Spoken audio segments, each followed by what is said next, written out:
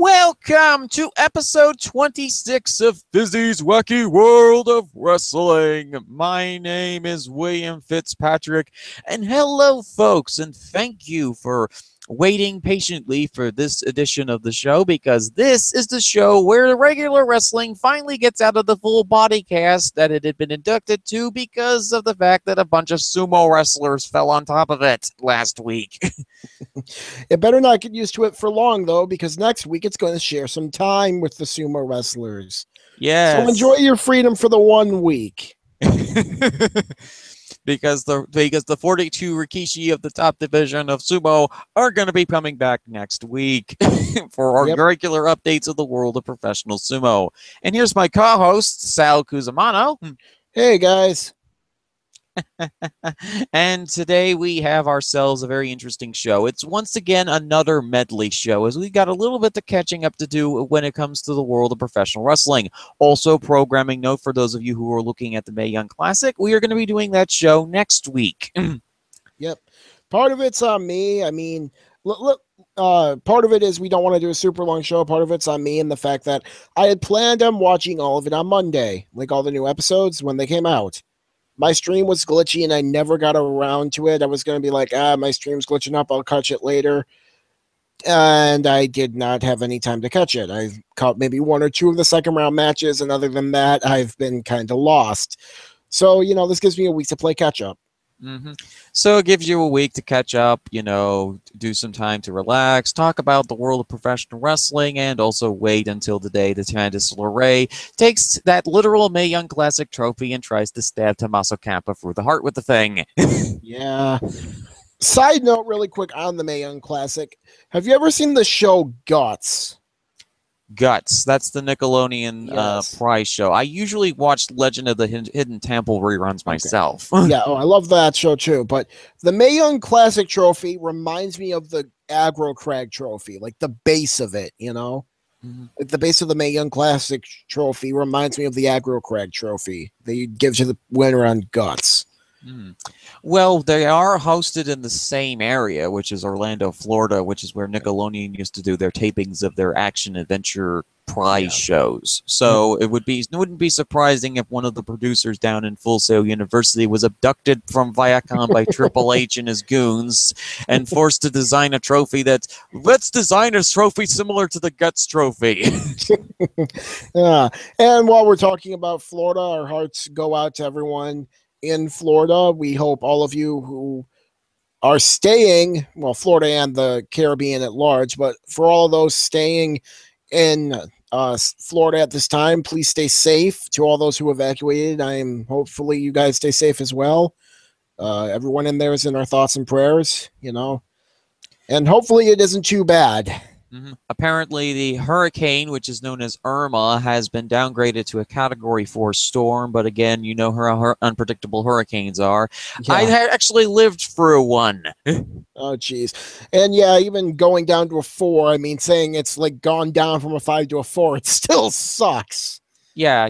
I mean, I personally, I survived a hurricane in 1992 when I was a small child. I survived Hurricane Andrew when it made landfall in the Florida area. We lived in Naples, Florida at the time, and the roof of the apartment complex we were living in was thrown off.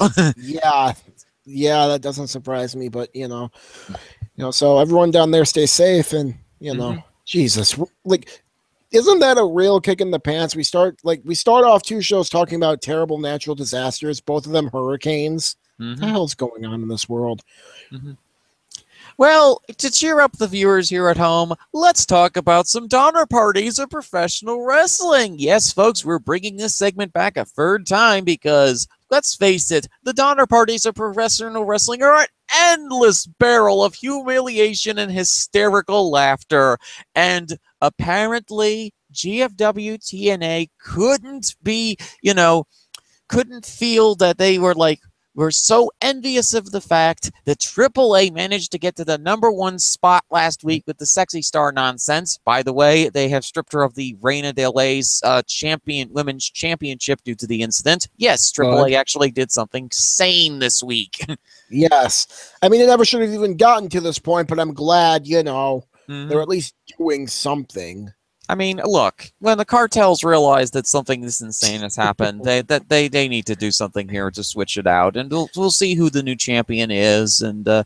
we'll go from there. But Jeffrey Jarrett himself decided that he was not going to play second fiddle to AAA in their insanity because this week he is taking a leave of absence from GFW and may be leaving the company. Yeah. And if that wasn't bad enough, it turns out GFW was hemorrhaging money like no other. Anthem had to gut their Fight Club channel to keep it afloat, and they are now apparently looking to get out of the wrestling business altogether. Mm-hmm. But also, Anthem has also been making statements that they are going to be staying in the wrestling business, that everything is fine, that there aren't 5 alarm fires all around their buildings, and the possibility that the impact zone might be getting hit by the hurricane. Yeah. So, it's not a good time for GFW. And I've seen people like, it's only been 7 months, or how, like, it's already happened. I'm like, already happened? I'm surprised they lasted this long. Fucking hell. Mm-hmm. Apparently, there was a power struggle between Jeff Jarrett and Ed Norheim, who's been involved heavily in the Matt Hardy related lawsuit involving the broken gimmick. Yep. Also, apparently, Jeff's conduct at the Triple Mania show. See, I knew the Triple Mania was going to cause Jeffrey some problems here because, in addition to, your own talent nearly having one of their arms ripped off by a AAA wrestler, he also came to the venue out of shape for professional wrestling and allegedly drunk. Oh, joy. So there's speculation that he may be also heading to rehab. Yeah. Well, look, I won't. If he's going through some issues, and he really, like, that's what they said. He was going through some issues. Mm-hmm. And if he is going to rehab, I'm not going to make fun of the guy. I'm not going to give the guy crap for that. I mean, certainly not in this situation. Actually, when we talked about TNA GFW a few months back, I think I said that he should have really gone to rehab because it was known that the guy had an alcoholism issue. He had gotten into several public brawls with different people at different wrestling events over the past couple of years. So I'm personally glad that he is taking care of this situation and he's trying to do something right for his health. Yeah.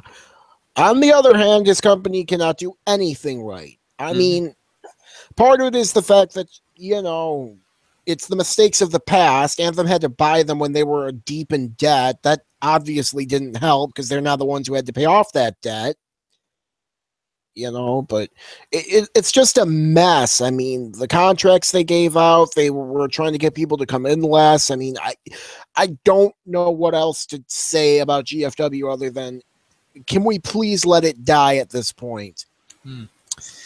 I really don't want any wrestling business in general to go out, but there's a difference between keeping something around that's healthy for everyone and keeping something around that can never get it right, is almost always at risk of going out of business, and who has done some pretty shady things to their talent, such as, not paying them in the past. I don't know if they were still doing that, but No, actually, the checks have actually been on time for once.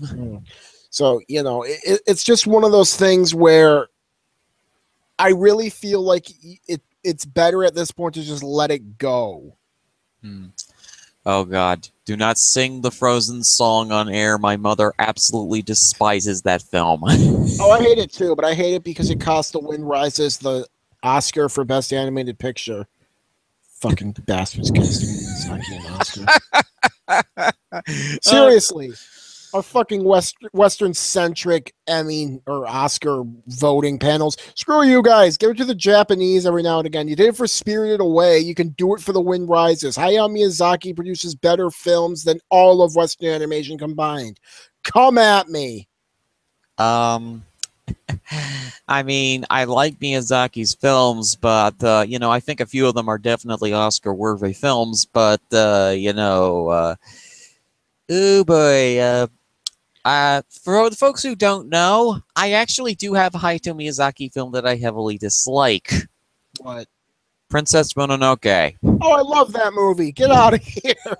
Oh my God. I love that movie. Yes, the environmentalism can be heavy-handed at times, but it's an overall good film that I really enjoy. I like the animation in it. I think the animation in it is fantastic, and I like some of the characters. The Mhm. story is completely nonsensical, seems to be based on several different projects that they were working on at the same time, and just everything feels thrown together on the fly. Mm. I honestly really liked it. We're gonna have to disagree on that one. It isn't my favorite Ghibli movie, but it's still a good one. But yeah, the same thing about, getting back on topic to GFW, folks. Mhm. I generally feel as though that if there was a company that could replace GFW, there would have been one by now. Unfortunately, the rest of the promotions aren't exactly doing much better. Well, they're not, but I mean, in all honesty, ROH overtook them as second biggest a long time ago. Not Hmm. because ROH is doing great or anything, but because GFW is just so damn awful. Hmm. The one problem with with that theory, unfortunately, is that they recently bought Tribune, which is the newspaper company. Mm. And they're trying to create some ginormous media empire. Sinclair's trying to create some ginormous Yeah. media empire on rival with Fox. So, yeah, things might not be going so good in the Ring of Honor land, unfortunately. I mean, and in addition, that roster is possibly one of the oldest rosters in professional wrestling history. Oh yeah, no, I'm not saying ROH doesn't have any problems. They have a lot of problems themselves. Hmm. I mean, they've mitigated it somewhat because Cody Rhodes is somehow a draw. Why, I have absolutely no idea. I mean, But look, I'm happy that the guy bet on himself and he's succeeding. Don't get me wrong. I'm happy for him. mhm. I just like if you were to tell me, oh yes, Cody Rhodes is going to be like the future of indie wrestling, I'd look like if you would have told me that like 2 years ago, I would have been like, the hell are you on? Mhm. I don't know what kind of dark witchcraft and sorcery that Southern Fried Cajun sorcery that Cody Rhodes has managed to summon up to actually get himself over on the independent scene. But, best of luck to him, But Yeah, at the same time, Cody, you got to start taking some losses now. You've been taking a yeah. lot of wins recently over everybody else. Well, Time yeah. to Well, take some. that's because everybody wants him and he's in that position to ask for it. Mhm, I think it's stupid too. If it was up to me, he wouldn't have won a lot of his matches that he has won. And mhm. he did take the loss to Okada, which I thought was great and was the right call. Oh, Okada ain't losing to this Oh no, kid. no, no, no, no, no, no. I mean, we were all worried about that, and I think rightfully so. But it just still goes to show that ROH is still New Japan's whipping boy. Hmm. Never forget that. Hmm. Honestly, New Japan is probably going to take over. New Japan could come in right now and take over GFW. That is my firm belief. Hmm. Like if they were to get a TV deal in place. I mean, I know they're on Access and they actually get pretty good numbers for an Access channel. Don't they get a couple 100,000? I think. Yeah, I believe they do. And the big thing that New Japan has to look out for is they better really not trip themselves up. Trip themselves up on this thing because they could potentially do that. I know that Seto Kaiba Kitanane is a very, very powerful individual and very, very. He sort of has that Eric Bischoff quality of him as he goes really aggressive against the machine known as WWE, but at the same time, guys, you've had two back-breaking injuries to two of your performers this year in Kazuyori Shibata and Tomoyuki Homa. Yeah.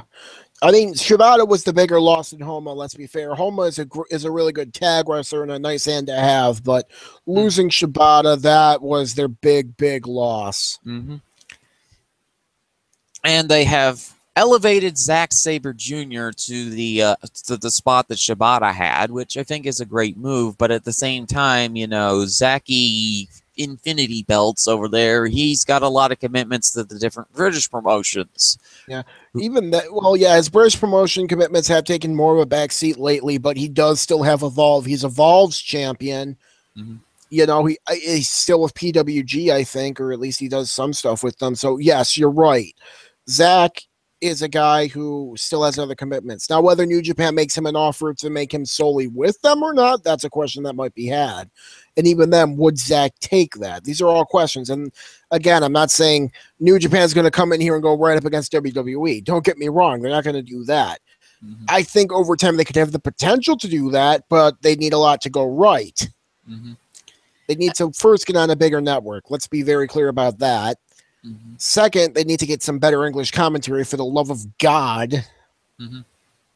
Third, they need to have their shows live or very minimally taped. I mean, it would be kind of hard to do them live because they're uh, showing that, Japan's like what, almost like 12 hours ahead of us? Yeah, yeah, it's 3 a.m. if they ever tried to do a show live, it would be at 3 a.m. in the morning. Although there'd be a lot of people who'd get up for that.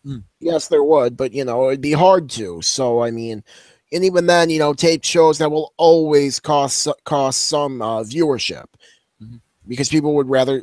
A lot of people read spoilers and would just do that. I don't think they'll ever truly challenge WWE Mm-hmm. as a whole, at Mm-hmm. least not for a while. But I think they could have the potential to be a very good alternative, like they are, Mm-hmm.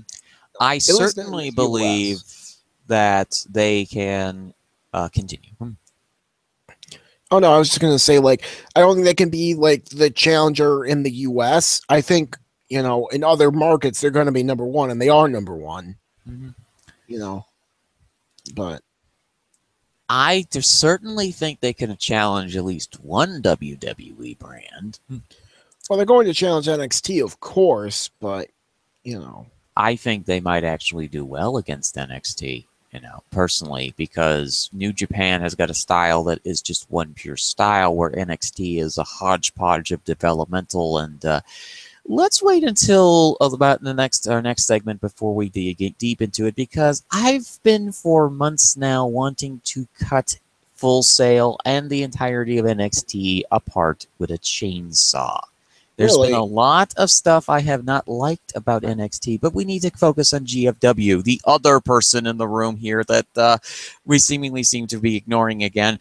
Look, they've got a talented roster of wrestlers. They've got a decent creative team, but unfortunately, they've now once again lost Jared, which I knew this was going to happen. If Yep. anything strange or wacky happened, Anaheim was going to literally rip Jared out from the carpet and throw him down into the streets of Agrabah. Mm-hmm.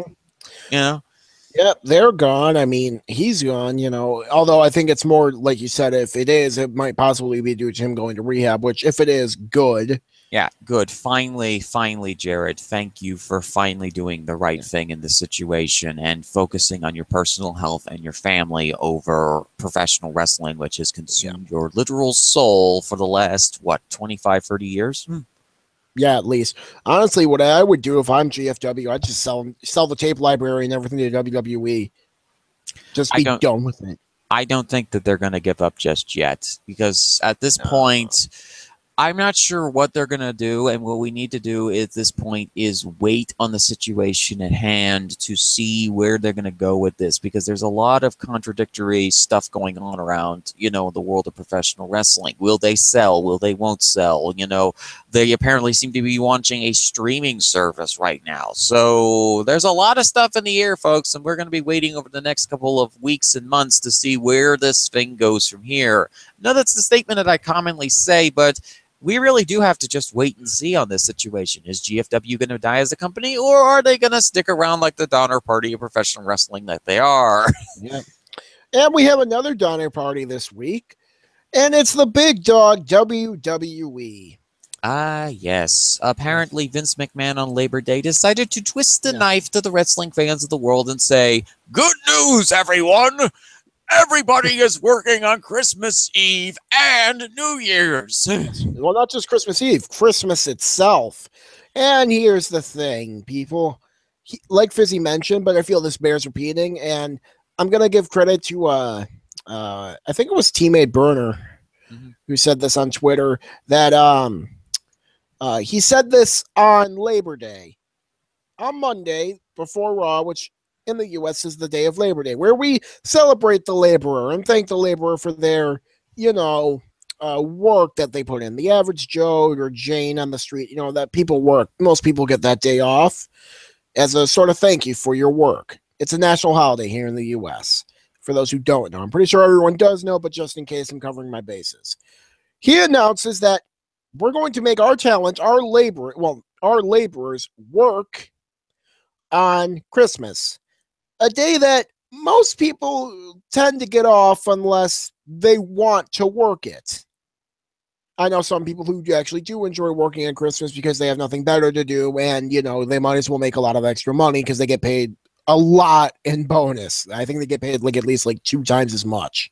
Raise his hand. Yeah. And if you want to work on Christmas, that's fine. More power to you. There is no reason to make these to make the talent and the staff, like the ring crew and stuff. There is no reason they should be working on Christmas when they all spend insanely inordinate amount of time away from their families. Mm-hmm. Unless they want to roast Kevin Dunn on the fire, which they are perfectly acceptable to do. Yes. And I've heard some people say, well, the NBA does it on Christmas. My response to that, 1, dipshits. 2 wrongs don't make a right. Just because the NBA does it, that doesn't mean they're cool for doing it too. Second, they have an off season. WWE doesn't. I'm still not saying it's right that the NBA does it, but the NBA players at least have a 3-month period to, be at home with their families. I'd still prefer it if the NBA gave the players Christmas off too. Don't get me wrong. I'd be perfectly fine with everyone being home at Christmas, or if you're Jewish or whatever, or you celebrate Kwanzaa, I would be more than happy to let people be at home with their families for celebratory reasons, whether it be spiritual or non-spiritual or whatever. That's kind of the person who I am. I feel like we should show people enough respect so if they want to be at home with their families on days of celebration, they should be allowed to. Mm-hmm. That's just me, though. Mm-hmm. I will say that most people agree with that, at least on Christmas. I'd love to see it extended to, everyone, like everything people celebrate. Mm-hmm. Again, something like Hanukkah or Kwanzaa, too. But the odds of that happening are slim to none. So, but that's my little PSA rant out of the way on WWE. Seriously, guys, stop doing this. And the reason they're doing this, I'm almost certain, is so they can try and get a big rating. Oh dear, Sal has gone mad. WWE has made him go insane again. Yes. Let's break this down. The NBA is on Christmas, and they've been doing it for a while. WWE is going to get slaughtered. Second thing, on New Year's, there's a little game called the Rose Bowl, which is usually on New Year's Day. Last year it was on the 3rd because it was like a semifinal playoff thing, or it was a playoff thing. You know what the Rose Bowl got in 2016 on New Year's that was considered disappointing? 14 million viewers and a 7.8 rating. And that was considered disappointing. So a disappointing Rose Bowl is like, what, almost 5 times what Raw gets now? You guys are going to get fucking massacred, and I wish you nothing but the worst for making your talent have to do this. Oh. You deserve this, Vince. You deserve this. And he will revel in joy in your anger and rage, because that is what fuels him. That is his. Yeah. I've mentioned this hundreds of times before on various different podcasts.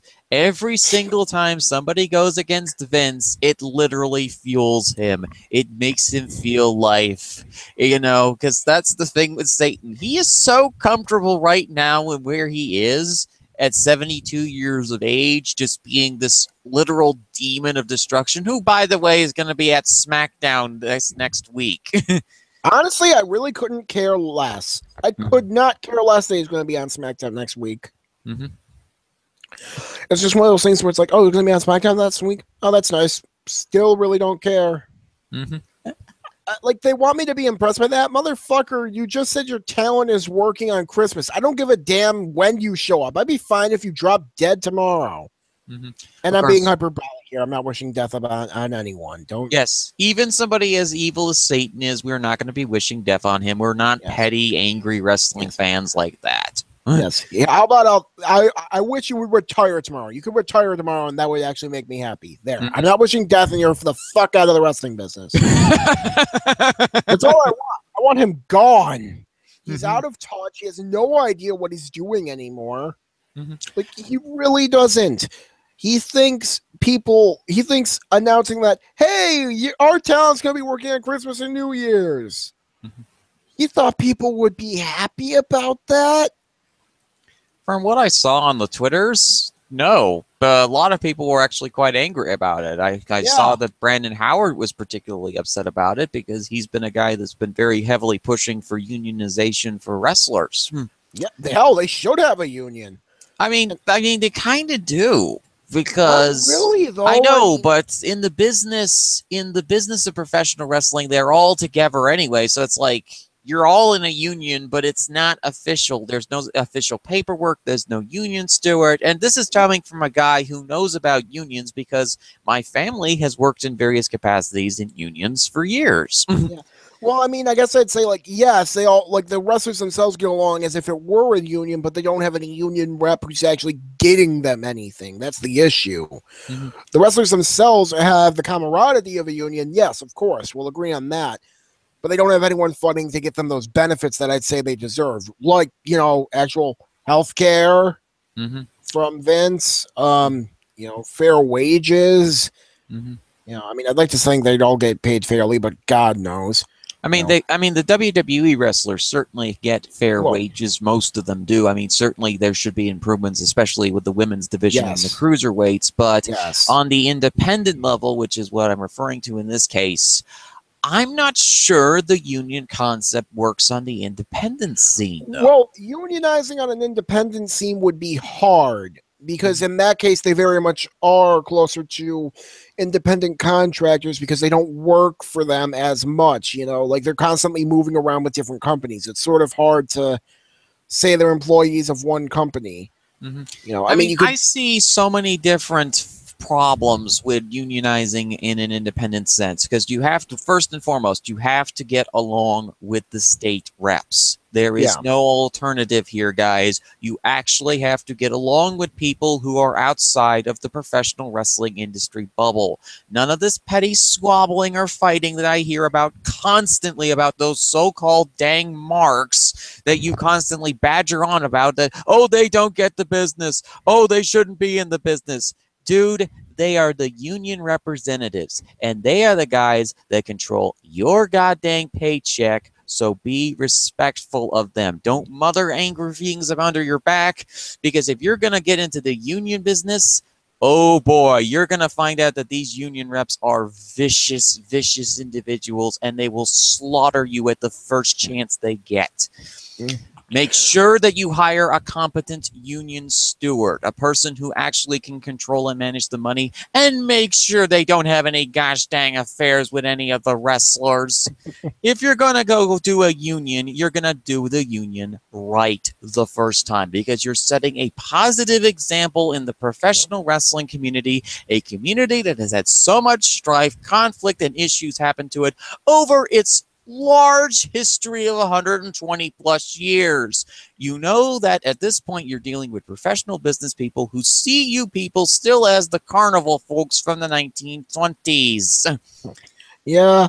I think that, like, the issue, like, yes, independent unionization would be incredibly hard for those many reasons you mentioned. It'd also be insanely hard to coordinate just through each company. You'd have to get like every single company on board. Mhm.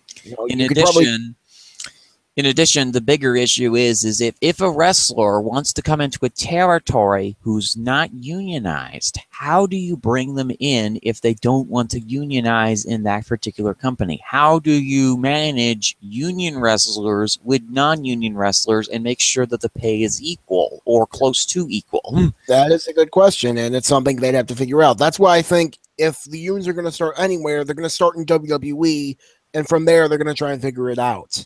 Mm-hmm. WWE should be unionized.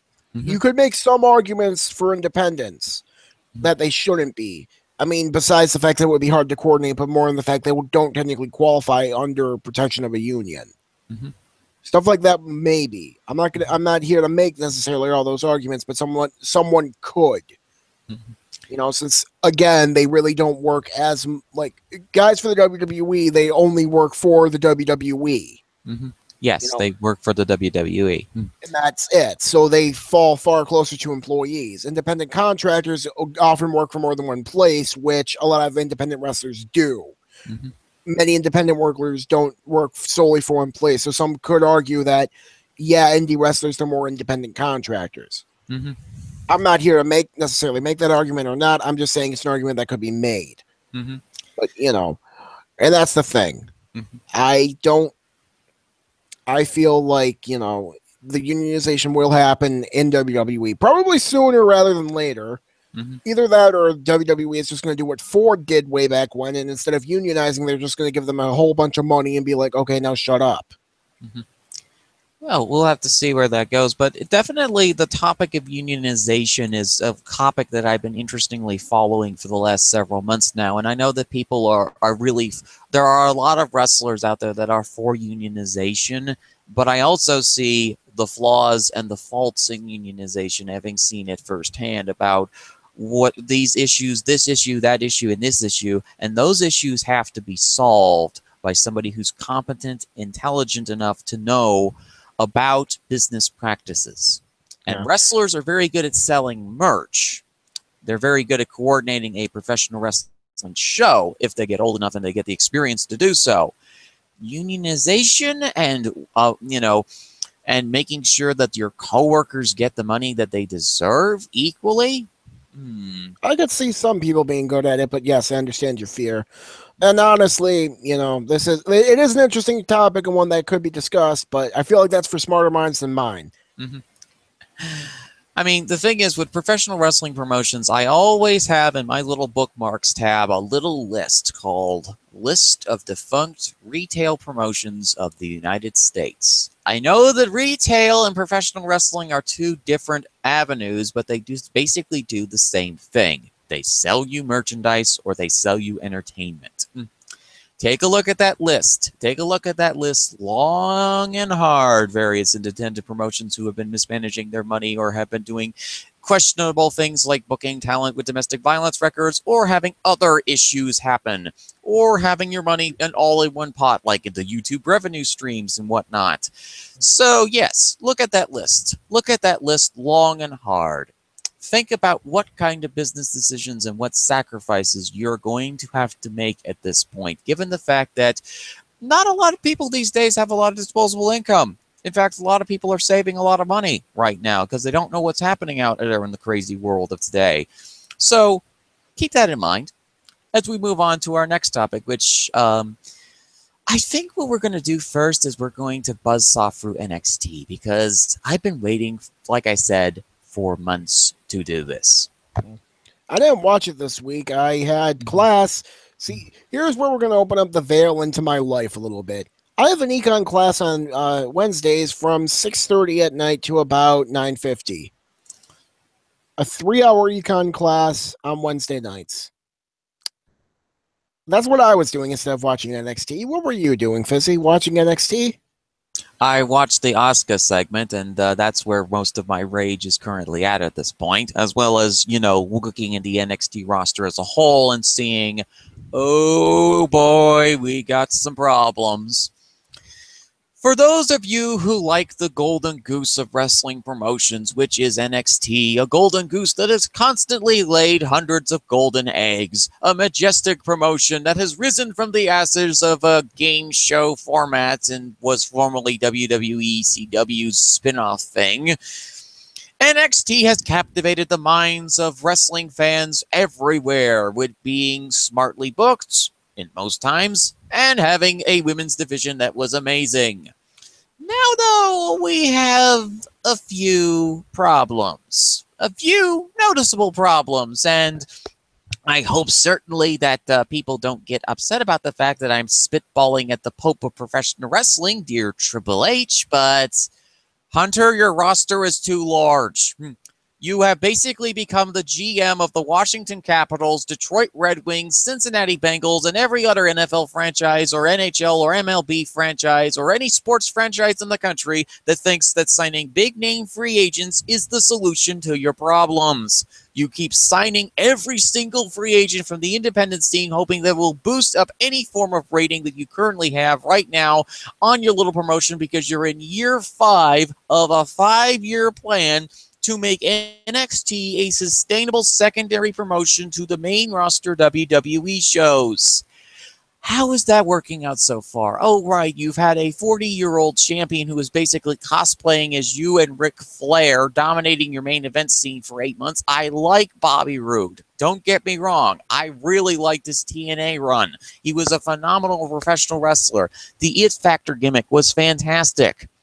This glorious gimmick that's now on SmackDown, I really like that Bobby Roode is trying to maximize what he can, but his limitations physically right now are very apparent.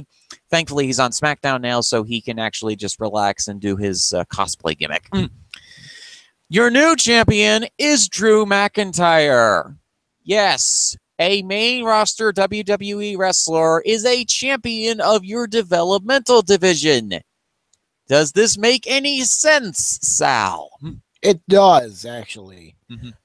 NXT is no longer developmental. That's the issue here. They are a super indie under WWE's umbrella. That's the issue. I mean, it does function as some developmental for some people, yes, but they're no longer a true developmental. They haven't been like that, in all honesty, for several years. At least a year, yeah. The issue with them being self-sustaining is that was never really the goal. They are going to be self-sustaining. The whole point of it is to get those big names, get them in, try and sell tickets, but also trying to adapt, get them used to the WWE style to a degree, and then send them up to the main roster for Vince to play with. That is the whole point of NXT now. It's more or less a place where you come in off the indies for at least a little bit, learn the WWE style a little bit, and then we ship you to the main roster. That is the sole point of NXT. It's a finishing school. It's not really developmental as much as it is a finishing school.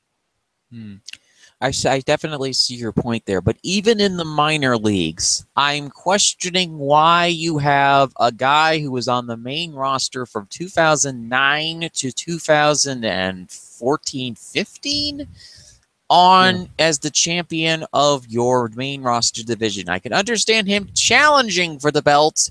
Him getting the belt is a bit confusing. In addition, he does not solve the age problem that NXT has. He's not too old, though. He's only 29. I think he, more than anyone, is probably better. I'm pretty sure he's the youngest NXT champion we've had in a while. Yes, he's not a 40-year-old, so that's a positive. I mean, before him, it was like the last three was who? It was Rude, Knock, Joe, and Finn. Actually, he's not 29. Is he 30? He's 32. Oh, he's 32, really? Okay, I thought it was 29. I have no idea why I thought that. He's still the youngest out of all four, though. Out of the four people before him, you know. And honestly, I think he's only going to be there for a little bit anyway. Again, I think he's one of those guys who's like, we're going to keep you in finishing school. We're going to give you I honestly think they're seeing how he does with the belt this time around in NXT before the idea I think behind giving him the belt is as soon as you call him up to the main roster, it gives him more credibility. Now that doesn't always work, but you know, out of the three champions before Bobby Roode who got called up, that was Finn, Shinsuke, and Samoa Joe. Samoa Joe has always been in the upper card ever since he's been called up. Has challenged for the Universal title multiple times and is sadly currently out injured. Finn was the very first ever Universal Champion, and Nakamura is currently #1 contender for the WWE Championship. That's why they give the people the belt down there, to make them a big deal when they get called up.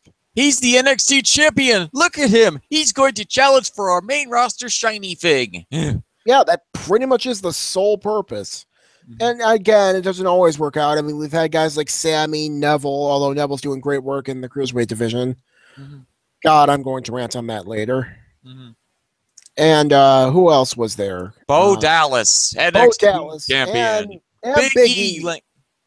Although Big E is although I feel like Big E saying he's been a fail, like, you know, he's not going to challenge for the main belt yet, although I'd like to see that later down the line. But I mean, he's had a lot of success. He's a member of one of the greatest tag teams ever. possibly. I mean, he's New Day or top 5, maybe top 3. Hell, I could even see someone putting them top 1, making them their top tag team of all time. I personally feel like it would be the Miracle Violence Connection, but that's just me.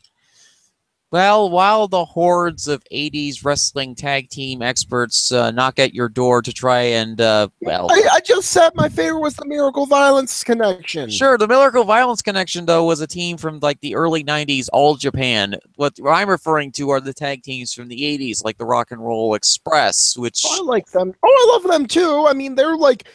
Trust me, Rock and Roll Express and all them, they're top. You know, they're near the top of my list. And the Miracle Violence Connection debuted in 87 in Jim Crockett's promotions.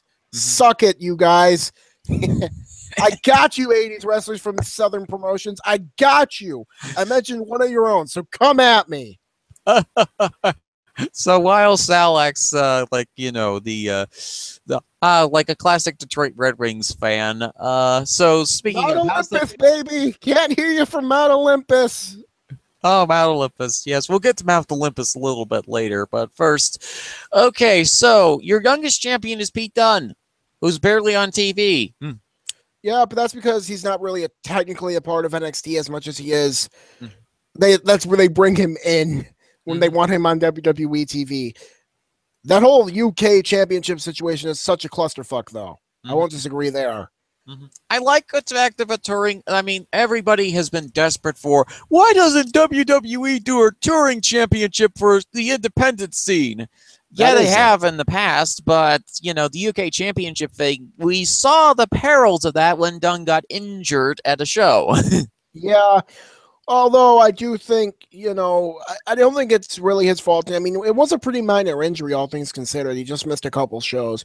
I can see how that would worry people. I kind of like the touring championship aspect, although I never really saw it defended because I still don't have progress. I'm just going to wait for all of them to come bar down my door. Yes. Anyway, you should actually also catch the promos that are up on Progress's YouTube channel, the ones for British Strong Style. Yeah, I've seen a few of those. They're very good. The British Strong Style are amazing. I love all 3 of the guys. So, you know, Pete Dunne, Tyler Bate, and Trent Seven. Yeah, I was personally shocked, Sal, by one of them.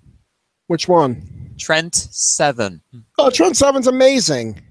Oh my God, I had not seen much of his heel run. I had seen primarily only his UK Championship face run.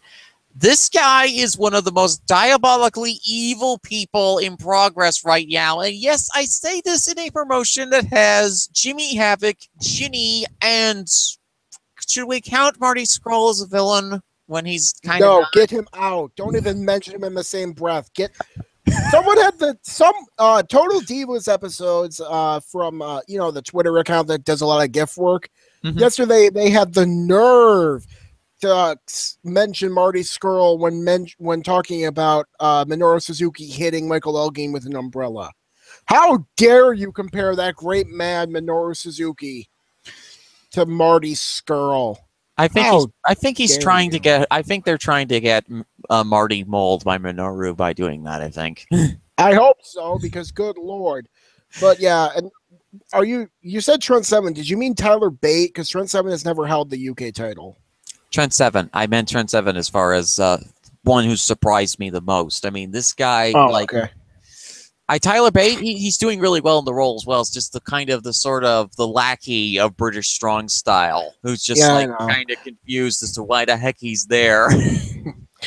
It is kind of weird seeing, like, because I've seen, like, you know, clips of stuff, and it is kind of weird seeing Tyler Bate as a face and then as their heel. You know, but you know, they're all very good. I mean, I can see you're thinking that NXT is too large. They do have a ton of people. Let's get that out there right now. They do have a lot of people. Let's list their recent acquisitions, which is where the Cincinnati Bengals comparison starts to come into play.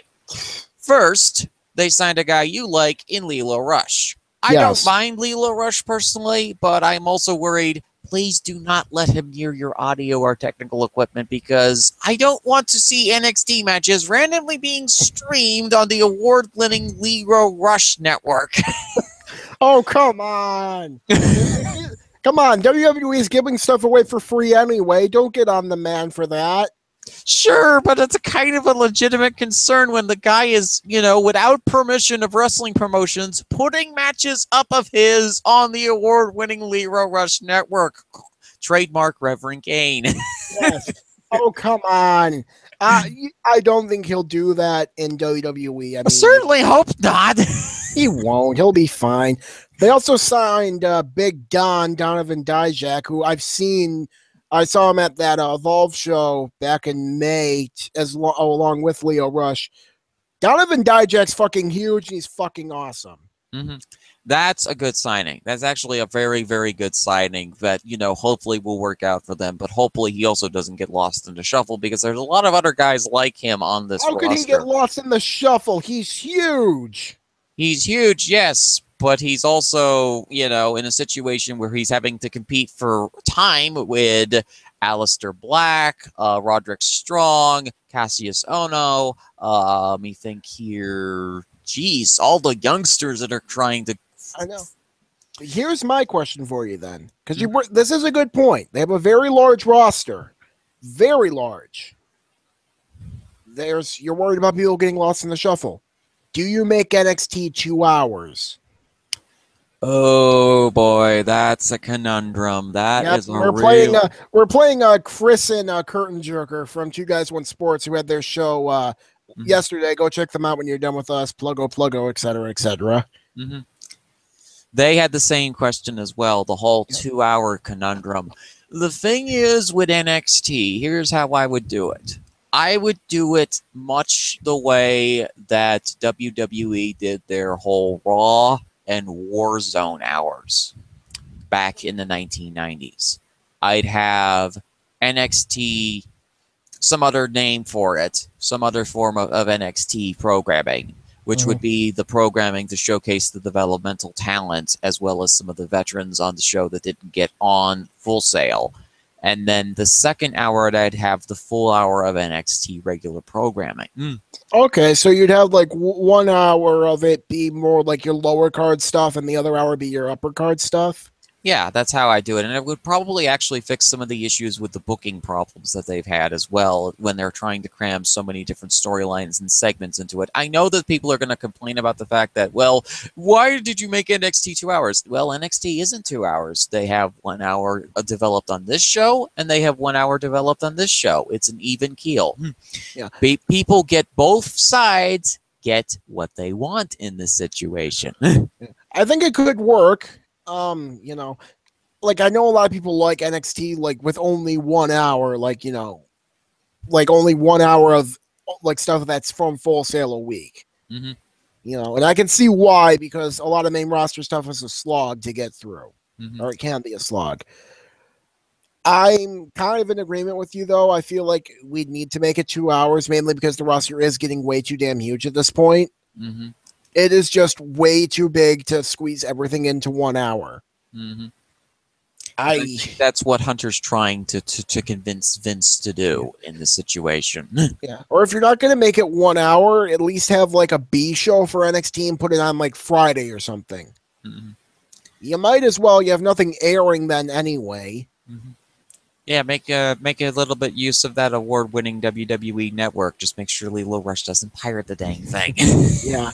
And these are both possibilities, and I think this is an interesting conundrum they find themselves in. Mm-hmm. Hopefully NXT can get itself back on. I mean, the Oscar stuff I didn't see, but I heard, and I know Crazy Chris was not happy about that. Oh boy, I think he and I would definitely be sharing an RC Cola about this conundrum, because I haven't gotten to the women's division yet, but before we get to the women's division, let's talk about also the main event scene when it comes to the men.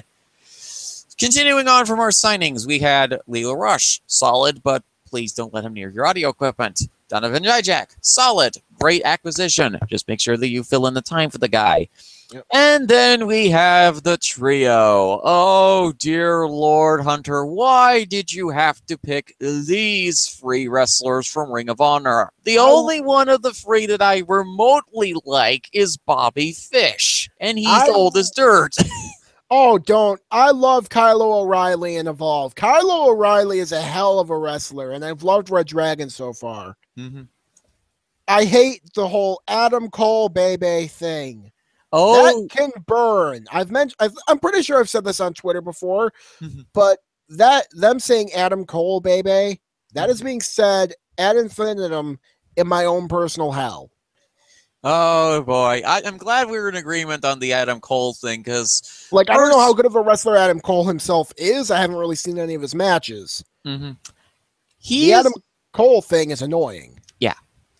I mean, here's the thing with Kyle O'Reilly. He is a highly talented individual, highly talented prospect. I will not deny anything about his wrestling ability.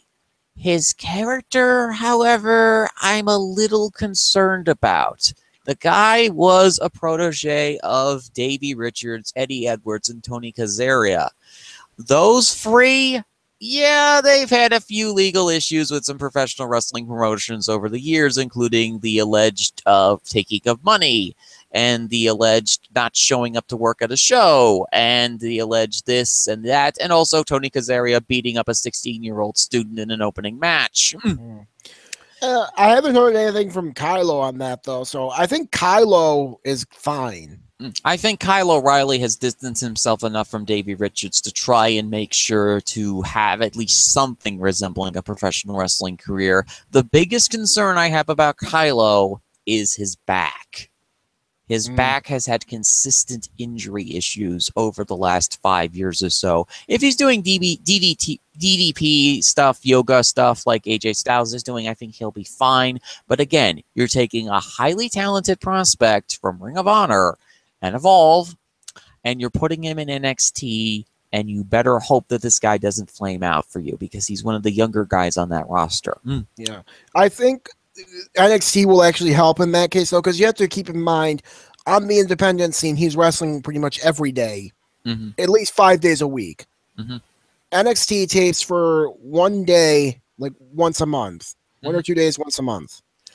That will help him. He'll be able to stay fresher for longer. That's one. I mean, yes, you could possibly risk an injury with all the tapings in that one day, but I do think overall he's going to be a lot better long term because of NXT's taping schedule. That's the one good thing about NXT's taping schedule. And the other worry in that situation is that he is going to be on the Florida loop. Please do not run into any problems with law enforcement. Kyle, you already have enough of a criminal record as is.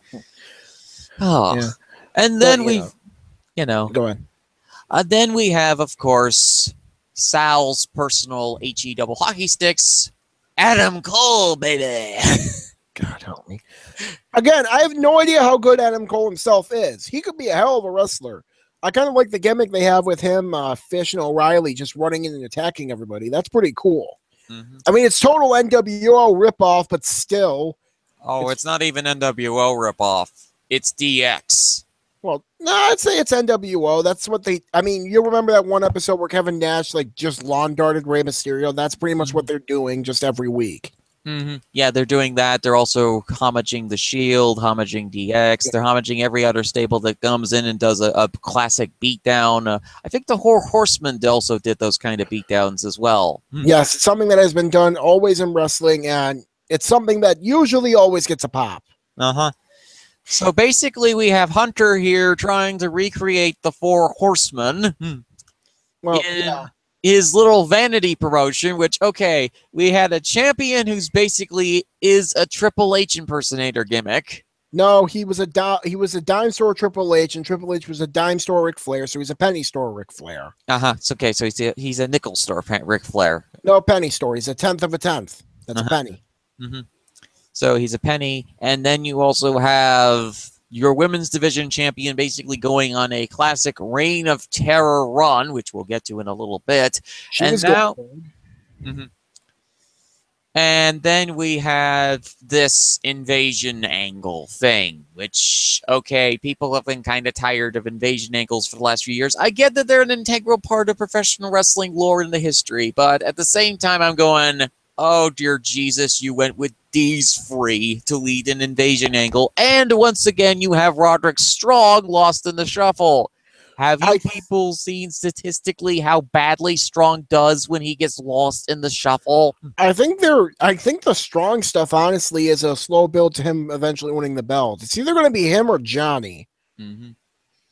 Who I don't know. I think it's going to be Strong though. I think they're setting up Strong to take on McIntyre and win the belt, or if not McIntyre, he's going to beat Cole. I just feel like they're doing the same thing that ROH did to Roderick Strong all those years. Guy that always had opportunities to gain the belt or won the belt, but they did absolutely nothing with the guy.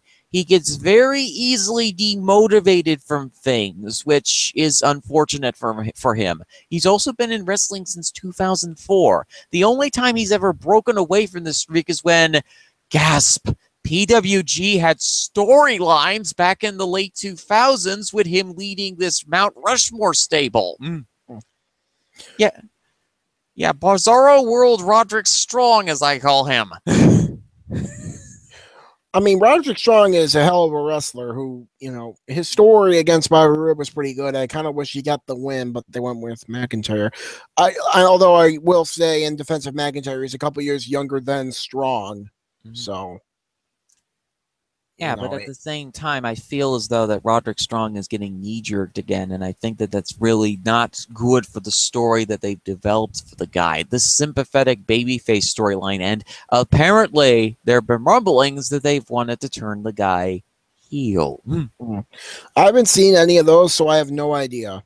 Oh, seriously, the storyline, in the story where he talks about his past life and his family, those promos are absolutely amazing, and they are literally in the top 5 promos for this year. His storyline is really heartwarming in a time when you need heartwarming from a working class hero. I keep badgering on about the working class hero stuff, but I really do mean that you need a working class hero in professional wrestling, and Roderick Strong is one of those guys who could fill that void for you. Instead, you have Adam Cole. Adam Cole, the definition of average. Yes, Dean, you have actually been knocked away from your spot because you're no longer as average as Adam Cole. Did Hunter seriously sign these two, O'Reilly and Cole, just to put Seth Rollins' seat on steering Cole's? Sure, why not? I think. Well, don't be unfair to O'Reilly though.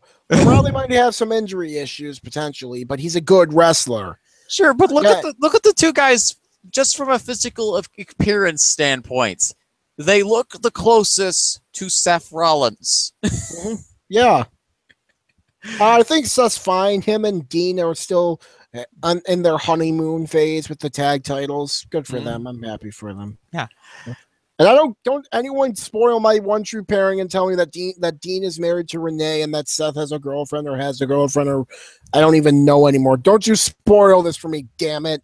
Don't go around your one true pairings. Don't you ruin this for me. But yes, that stuff's going on. I don't know. I think the main event scene will be fine.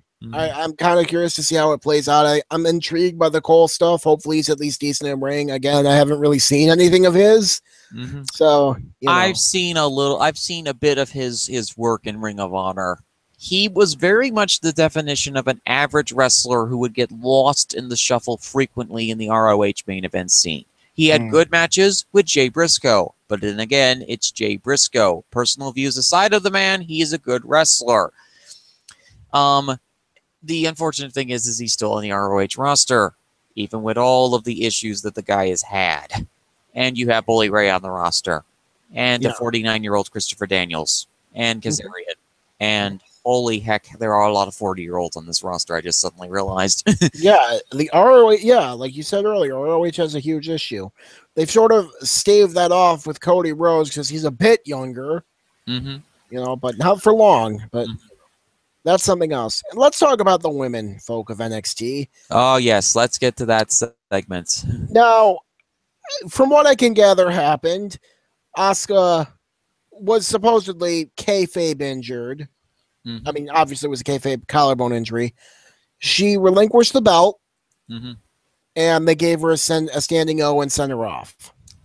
Also gave her some flowers. And flowers, yes, of course. Now, I know Crazy Chris, like we mentioned earlier, he hated this. You, from the sounds of it, hate this. Me,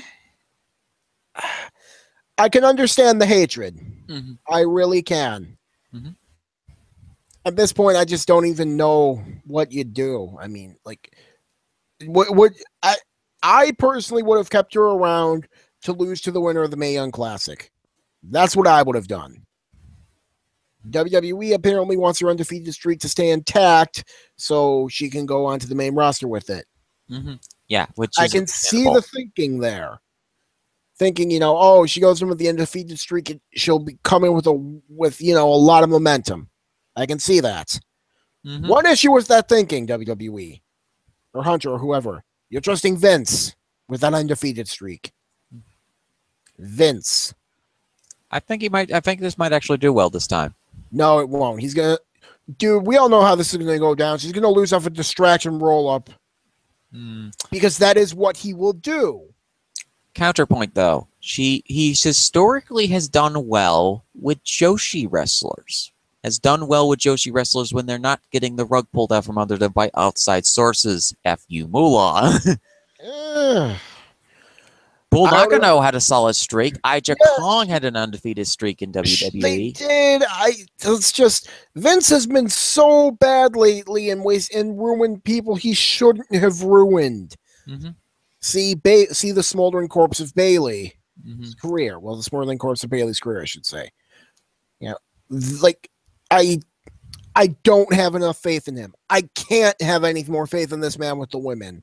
I certainly don't have any faith in him, but I also certainly understand and realize that the one part of Vince's brain that currently functions is the one that wants to make money. And I know that people have made the joke about a millionaire who should be a billionaire or stuff like that, but honestly, I feel, and this is my gut feeling on this, it's just a gut feeling, that this actually might work as far as Asuka's undefeated streak on the main roster. I'm not sure. I really don't think so. And I'll counter your point that he wants to make money. He does want to make money.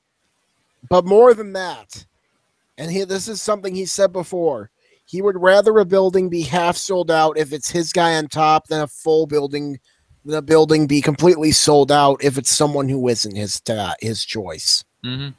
That is Vince. He is stubborn to his people. Sure. He is stubborn to his ways. I don't trust him at all anymore, with the women especially. I hardly trust him with the men, but we'll get to that in a little bit. Mm-hmm. Although his intuition this year has actually been surprisingly on point. He pushed Braun Strowman. He's actually been wanting to push other individuals. He's pushing Jinder Mahal. I get they're trying to sell the network in India, which, again, good luck because they get the pay-per-views for free over there. And people don't generally, like what I've said before, when video game companies tried charging for mods in games, it didn't go down well. It's not going down well for Bethesda now. They're catching so much flack for that crap they're pulling. Mm-hmm. This isn't going to go down well, Vince. And this isn't even me hating Jinder. It's more like he's a mid-card talent being thrust in the main event scene. Mm-hmm. That doesn't work out well. JBL was a mid-card talent thrust upon the main event scene who also had an absurdly long title reign that never should have happened. Mm-hmm. There are a lot of issues. I mean, yes, some of the people he's pushed, yes, I can agree with. As much as I hate Roman Reigns' character, and we'll get to this in a little bit, pushing him makes sense. He's a hell of a worker. And people are invested in him. I know a lot of people claim, no, I'm not. Yes, you are. Shut up. Pushing someone like Braun Strowman. Braun Strowman is amazing, and I love him. Good call. He's trying to push Jason Jordan, who on paper I can see working. As much as I feel like his push hasn't really worked. I mean, this past Monday was a little better, but we'll get to that. I can see the idea of pushing Jason Jordan because, he's a hell of a wrestler. He has a hell of a look. He's trying, yes, but I feel like everything he's trying, he's failing at. Yeah, but also I think that at this point that he's got something successful here when it comes to the idea of a wrestler like Braun Strowman. But as far as NXT is concerned, that's not really being controlled by Vince unless it's dumping huge piles of money into humongous amounts of free agents, and you wonder why WWE is having budget cuts. Well, of course they're getting rid of people. Yeah, because they keep signing a lot of people, and also because they're not making a lot of money. That's another issue. Mhm. Like they're trying to sign. The reason they're trying to sign a bunch of people is because the people they have, they've ruined, or at least they've killed a lot of interest in them. Mhm. I think a big issue here, and again, I'm going to be playing the role of Curtain Jerker and Chris, is that they keep taking people because they can't make anyone. And I'm pretty sure they made this argument that they shouldn't keep taking people. They need to try and make people. I agree with that. The only issue is they're so bad at making people that their only course of action is to keep taking. Mm-hmm. I mean, like, I would love for them to start making people. I really would. And it does seem like they're actually trying to. They're just failing. They've made some bad choices in who to make. Like Baron Corbin, and in my opinion, Jinder. I know some people like him. A lot of people really don't. Although a lot of people really don't like him for all the wrong reasons because he's, Indian, which, God, if you're one of those people who hate Jinder because he's, Indian, screw you. Just really screw you. I mean, Okay. I'm going off on everyone today because I'm tired and I just don't care anymore. Yes, Sal is very cranky today, folks, if you haven't noticed. But I think that your crankiness in this particular situation is justified. Just because the guy has a skin color and a better defined six-pack than you do doesn't mean that you should boo him just because of his race. Yes. I've always preferred the foreign wrestling heels over the white meat baby faces. Yeah. In fact, I love it when they get completely demolished, personally. Oh, Jesus.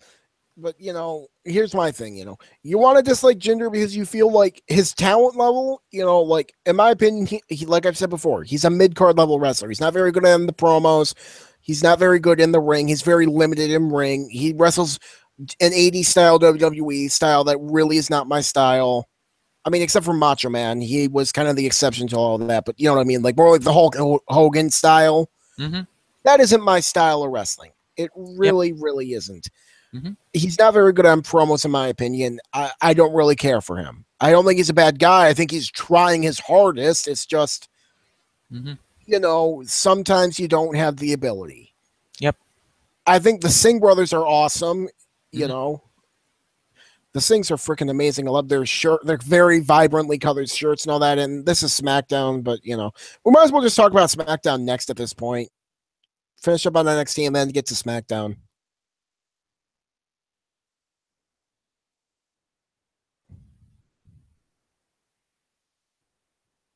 Hello? Am I still here? Is anyone with me?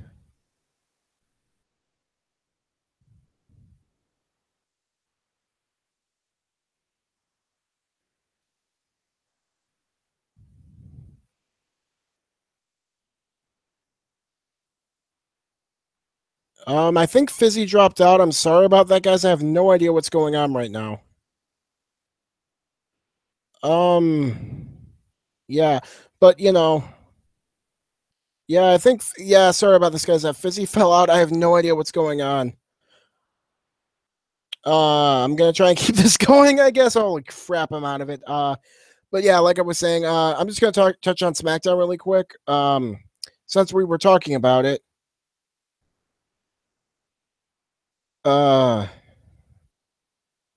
Yeah. So, Jesus, I am so sorry about this. But anyway, on to SmackDown, we're going to talk about. Let's talk about the stuff from the top with Orton and Nakamura. Might as well start at the main because that's the stuff I remember the most. I missed most of this match because of I was really hungry and I was making mac and cheese. Funny story, I know, but yes. Jesus. From what I saw, it was actually a pretty good. It was a pretty good match. I love the counter from the RKO into a what's it called? The triangle, I believe, or no, the cross arm breaker, and then he turned it into a triangle. That was a good happening. And a friend of the show, Taker's Minion, just jumped in to save my ass. Welcome. Greetings and salutations, Sal. Glad to be a help. Yeah, and Fizzy's back in the call. I jumped in to save the show, Fizzy, to help you guys out after you dropped out. I did not even realize that I had actually fell out of the hangout for like 5 minutes until I realized, wait a minute, what's going on here with the hangout? I do apologize for the technical difficulties. I tweeted when it happened. I tweeted and said, "Get me in, Sal. I'll help." Thank you. Yeah, we might as well keep him on the show. Sure. This is Taker's Minion, guys. Sorry we ran long again. No, you're fine. You're fine, my friend. And him and another friend of the show, MDS, do a show right before us called Shooting Debris, as you can see via his logo. So when you're done with us, if you haven't seen it yet, go check it out. I believe they had a friend of the show, Bexley for Life, on. Yes, we did. Yeah. So, yes. Well, I started talking about SmackDown. What did you think of Orton Nakamura? Me, myself? Yes. Match of the night. Yeah. Really solid match. I mean, again, like I said earlier, I was busy making mac and cheese while watching the show because I had not, no, it wasn't my first day back at school. It was right before that, and I hadn't eaten anything, and I was like, I'm hungry, I'm going to make some mac and cheese. I really didn't think that one through because it took far longer to make than I thought it would. I thought it would be done in about, 5-10 minutes. It took me like 20 because I had to wait a while for the water to boil. And now I'm talking about mac and cheese instead of wrestling. My bad. That's fine. Mac and cheese is good, man. I just got done eating some cheddar cheese mashed potatoes for lunch. Ooh, that just homemade. Nice. Ooh, with garlic and fresh onion and more cheese. Never mind. The simple things in life are always the good things, Sal. Let's all call Mr. Dr. Sendru and get him to talk about his food posts. He went to bed. Ah, dang it. At least I think he did. So what part did I actually drop in out of, Sal? I think Webb was talking about the Singh brothers, and then I transitioned into SmackDown because you weren't here. So I was talking about SmackDown now. Okay. Yeah. So, Taker's Minion, what did you think of Orton Jinder? You said or Orton Nakamura. You said it was your match of the night.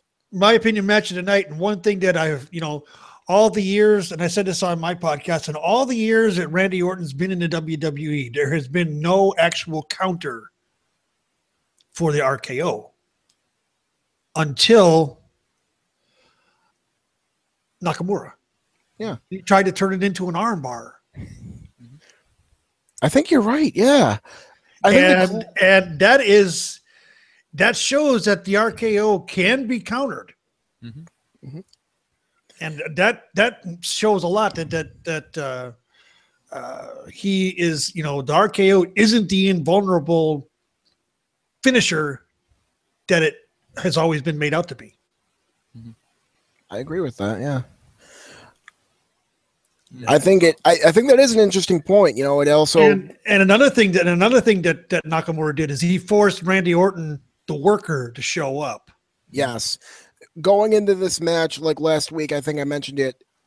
I said that match could end one of two ways. Either both Nakamura and Randy Orton show up and this match is awesome, or both of them take the night off and this match is like ungodly lazy. Yeah. So yeah, that's very interesting. Think that not Orton Nakamura is a very interesting feud. I think that the Nakamura Jinder feud is going to be really interesting to see as it develops in Hell in a Cell. And then you also have the other Fire match, which is quickly becoming a very interesting feud that I'm personally enjoying. And I know folks are going to be kind of shocked by this. Kevin Owens versus Shane McMahon. Yeah, that's going to be interesting.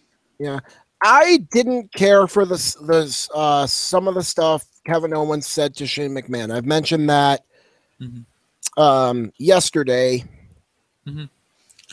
I was not a fan of the Shane or Kevin Owens saying your family wishes you would have died. In that, no, he said your family would have been better off. Yes, that's right, exactly. Yeah, that made me very uncomfortable. You and me both. And yeah, I mean, like leading up to it, him saying your dad didn't give you enough attention. That was a little more. It made me uncomfortable, but it didn't really, cross that line for me. Mm-hmm.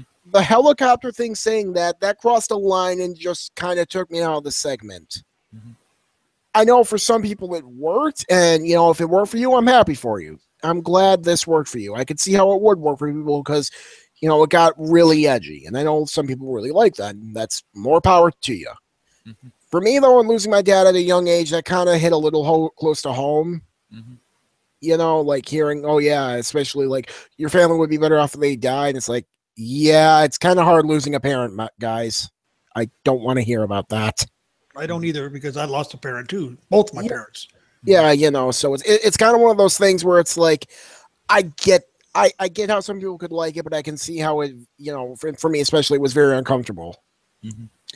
I completely understand in that situation how you would be uncomfortable about that particular segment. I feel as though that this feud is going in the right direction, though, as we have Shane McMahon, who's once again going up against a monster that he's not really prepared for, a guy named Kevin Owens.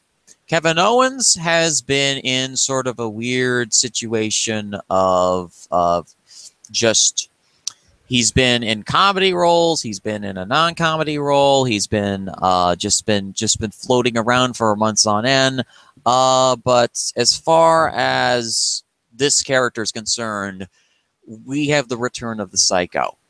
The Psycho has come back into the fold of Kevin Owens' personality. The prize fighter, the guy that will do literally anything to gain control of his prize, and he's going to go and do those dirty tactics like Sal and Taker have talked about, where it's in his character to do that. He's done it before with Sami Zayn. He's done it before with others that have crossed his path of destruction.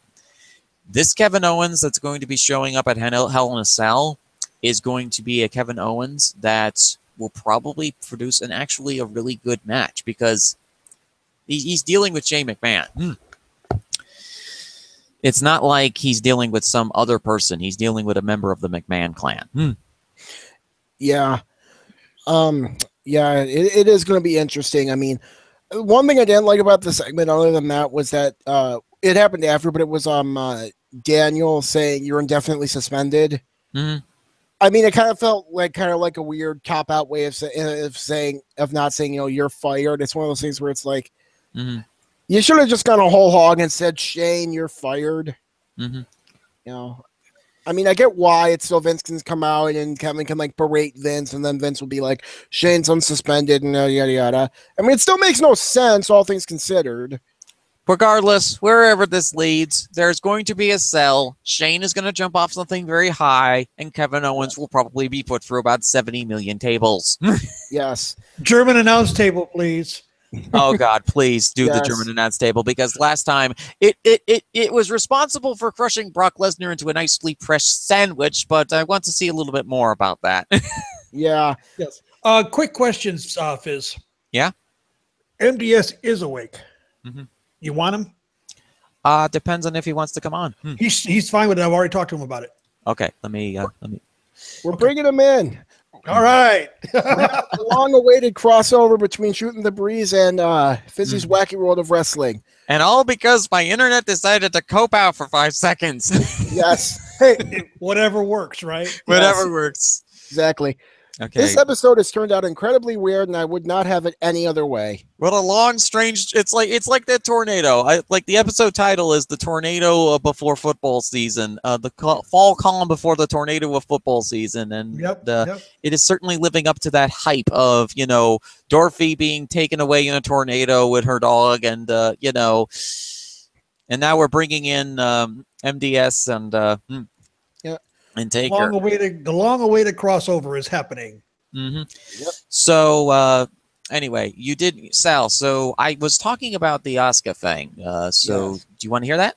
Yeah, let's hear that. Let's get back to Asuka. That whole thing got off the rails and stuff.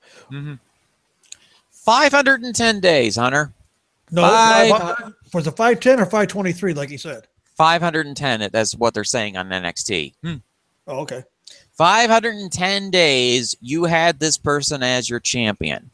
510 days that you didn't do a dang thing with anybody else in this minor league division of the women's division, a division that used to carry NXT, a division that used to be one of the top divisions on that side of the developmental side of the roster.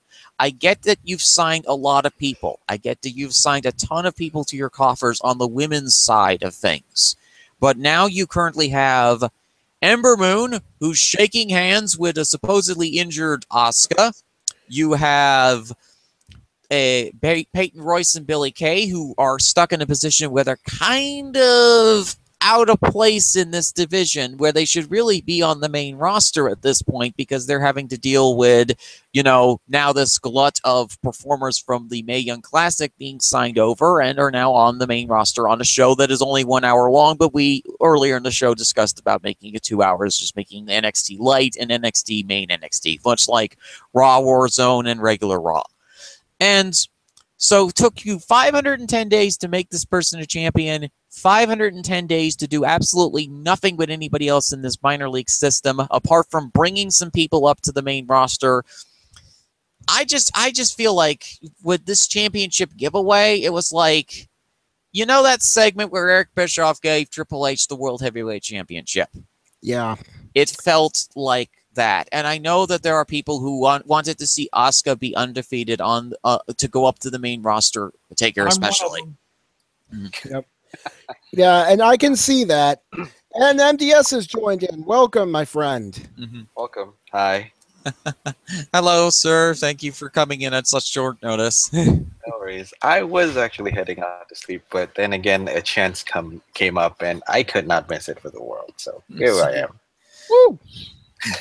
So it's talking about Asuka. Let's, I thought that the segment was okay, but I was like, this just feels like Eric Bischoff giving Triple H the World Heavyweight Championship. This is just something that I didn't personally agree with. I mean, Triple H was on camera for the majority of it. Like, it was just this weird moment of kayfabe breaking and shoot and work, and I'm going, oh god, not again, not more of this work shoot meta stuff. Sorry, the guy who has the Kenny Omega avatar. Mr. Send you. Don't be mean to the man. I know, but Kenny does a lot of that meta heel stuff as well, and I'm just like, oh god, not more of this stuff, Hunter. Come on, let's just have Asuka drop the belt due to some form of you've had like 500 plus days as champion. We've basically run out of competition for you to literally buzzsaw through. Let's do a tournament to crown the next NXT Women's Champion, or heck, start a second women's belt or a tag belt. Yeah. So after this, of course, is Raw, which is we might as well finish SmackDown first. Sure. Well, I want to touch on the Asuka thing because Fizz, Mm-hmm. you know as well as anybody. Yeah. Asuka is my goddess, my empress. Mm-hmm. Yes. Yes. The way they handled it, I felt was right. Mm-hmm. They didn't present the belt to anybody. Mm-hmm. They just, she vacated the title, which is what I had been advocating for months. Mm-hmm. It was time. Mm-hmm. Time for her to move on. We look at the Mae Young Classic that's going on currently, and we gushed a lot about that on our show. Mm-hmm. And we saw that the women in the roster that came out. You look at that, look up on that stage, and we could see that the women's division's in solid hands now. Oh yes, certainly. That's the reason Asuka is going up. Mm-hmm.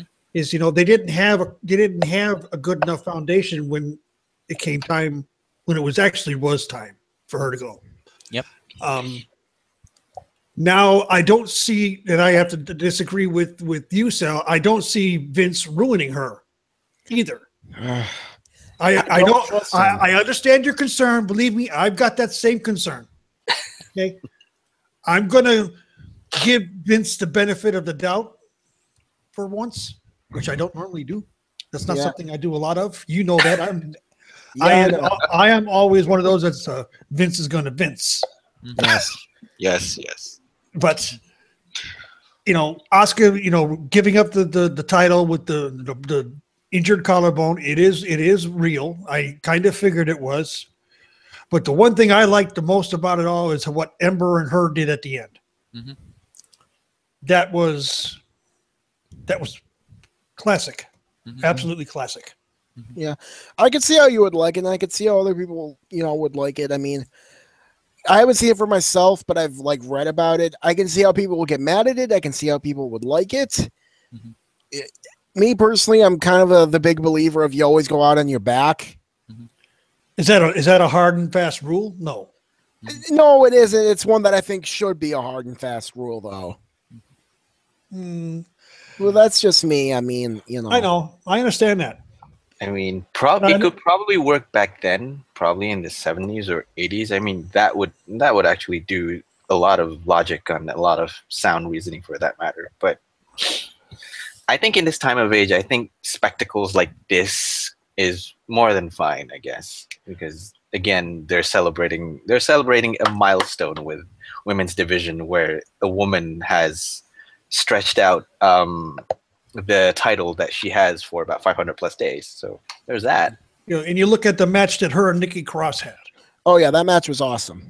Okay, you look at the matches that could be on the main roster now that Asuka's there.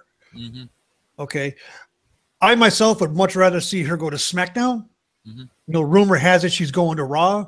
But I would much rather see her on SmackDown because there are feuds that she could have with people she's never wrestled before. She's pretty much destroyed everybody on the Raw roster, with the exception of Sasha Banks. Oh, I think that's the reason why they're bringing her over to Raw is because Sasha really wants to face Asuka. Yeah. And you can always have that SmackDown feud because you can always trade her away to SmackDown.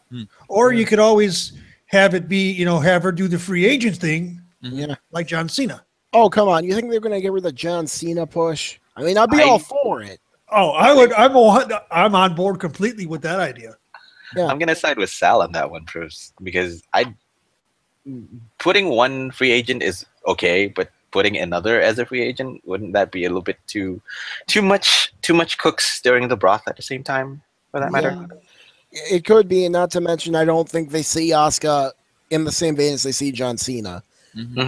I mean, not yet, anyway. Well, yeah, not yet. And I don't know if she's going to really be around long enough for them to see her that way. I know this much. Whatever brand she winds up on, that women's division has just improved tenfold. Oh, yeah, it'll improve. I honestly feel like, considering the amount of talent that's on both divisions, it really shouldn't improve tenfold. But because Vince has done so much Vince or whoever, I mean, I'm leaning towards Vince because he's usually the guy who makes the final check at every turn. So I'm going to go with Vince. He's ruined so many people. Bailey. Oh, my God. Her career is a smoldering corpse right now, and I feel so bad saying that because we all asked it. How in the hell could he screw her up? Sure, he screwed everyone else up, but there was no way in hell he could screw her up. And I kept saying, if there's a will, there's a way. And I also said there's a will and a way that this could possibly end up backfiring horribly. Yeah, you two were right. Because I'm the most positive pessimist that you'll ever see in the world of professional wrestling. And I am someone that looks at everything without rose-colored glasses. I try to be as optimistic as possible, but there is a side of me that looks at it and goes, they've done this in the past. What's going to stop them from doing it now? Yep. Well, I'm going to side with that for that matter, yeah. Because there's always two sides to the same coin. Because what happens, this is an upside, but what happens if there's a downside? There's always that. Yep. But, gonna use the argument of Metal Matt. They should have booked her better. Right, they should have. How? The question is how. That's the question. How? Don't make her tap out. Don't make her give up. Honestly, don't have her debut as a freaking 5-year-old with a backpack on her first day to school. Who's this, Asuka? No, Bailey. Bailey, yeah. Yeah, the That's fangirl thing only went so far. Yeah, well, the whole thing behind Bailey was her transition from fan to champion. That was the entire story in NXT. Mhm. And I get you kind of like, you know, need But to why regress. rehash? But Yeah, why you need. rehash on the main roster? Yeah, well, you need to kind of regress the story a bit when you send her up, but. And I feel like that's an issue with NXT. I think Crazy Chris and Curtin Jerker have mentioned this before, but you know, or it may have been me even. I don't even remember anymore. But that you look at NXT and the story's already been told, but that's what worked. Mhm. So they want to rehash it on the main roster, but at the same time, you've already seen that story with that character. You don't need to see it and again. it failed miserably. Yeah, I feel like it's because we had seen the evolution of Bailey as a character, and then we had to see her regress. Mhm. We didn't want to see that regression. True. Yeah. Because, like you said, we have seen this storyline for Bailey on NXT Yeah. already. And we don't need to see a rehash of it again. We just need to see the next step of Bailey's evolution. Exactly. Yeah. You know, it would have been cool to see Bailey, you know, come in as someone who, yeah, she's still a bit of a fan, but, you know, she's been a champion, so she's looking for gold, you know? True. Like, have her be that someone who's still a fan, but someone who's achieved the mountaintop in NXT and now she's hungry for more. That could have been a good story. That could have been a good story. But Yeah. I feel like I said before with Bailey, there needed to be something more than just that to get her to the point where she's over with the fan base. You need another hook besides that. And besides, those who come from the ashes may rise from the ashes. And both me and Taker are both laughing hysterically as to what is about to befall the Raw Women's Division. A darkness that makes Alexa Bliss look tame in comparison. Yes. If they go where I think they're going, and if they've indicated how they've indicated, we may be getting heel Bailey soon. And oh my God, that is a monster that nobody else will realize how to deal with except Asuka. Right, and the thing is too is that have people not noticed Bailey has gone radio silent on Twitter? Oh yeah, she has. yes. Yeah, Okay, I've been in. that's a telling sign right there because she's very active on Twitter, Instagram, all the social media, and she is radio silent on all of them. Taker, you know, you're as an old school fan as anybody. Remember that segment where Sasha Banks had her match 2 against Alexa Bliss on the pay-per-view? Remember that segment where Bailey hugged her? They remember the headbutt. Yes. The inadvertent, the accident, the AOP accidentally on purpose headbutt. Yes, the accidental headbutt. And also at the end there's the end shot. Bailey is standing in the dark hallway with this smile starting to droop off of her face. The darkness is coming, folks. The Hug Shogunate is going to return from her slumber and is going to destroy the Raw Women's Division. If Asuka doesn't eat them first beforehand. Are we going to see the rose plant as Bailey's finisher once again? Possibly. That might be a possibility. But even though that is a long setup move. You're gonna hit me on that one. I'm curious on if that does happen though now because of the Asuka call up. This kind of it changes everything, you know. Like, first of all, does Sasha win the belt back?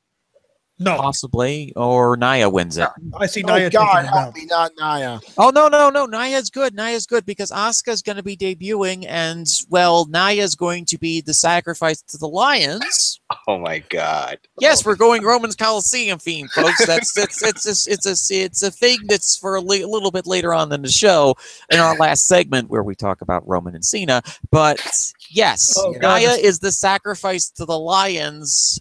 For Asuka, who's named after a lion, Asuka's the Japanese word for lioness or something.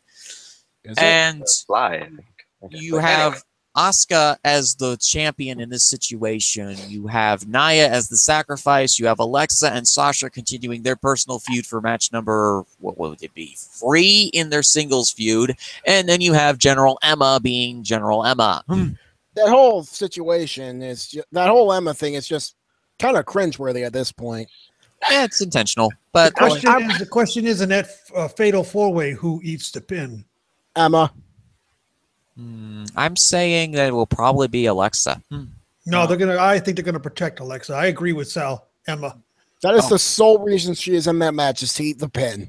So she's going to be literally flattened like Alexa was a few weeks back by Nia Jax, and then Nia is going to be eaten alive by Asuka.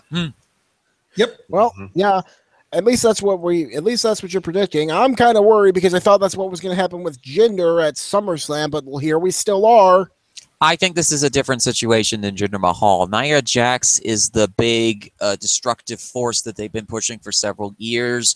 They're going to give her a Gold Rush run with the championship and then retool her as maybe a babyface, sort of in the Bertha Faye model.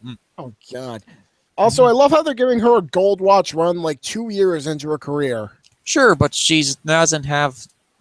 has knees that I know. She had a head-on car collision. Her being Samoan, she survived that along with her mother, but her knees didn't.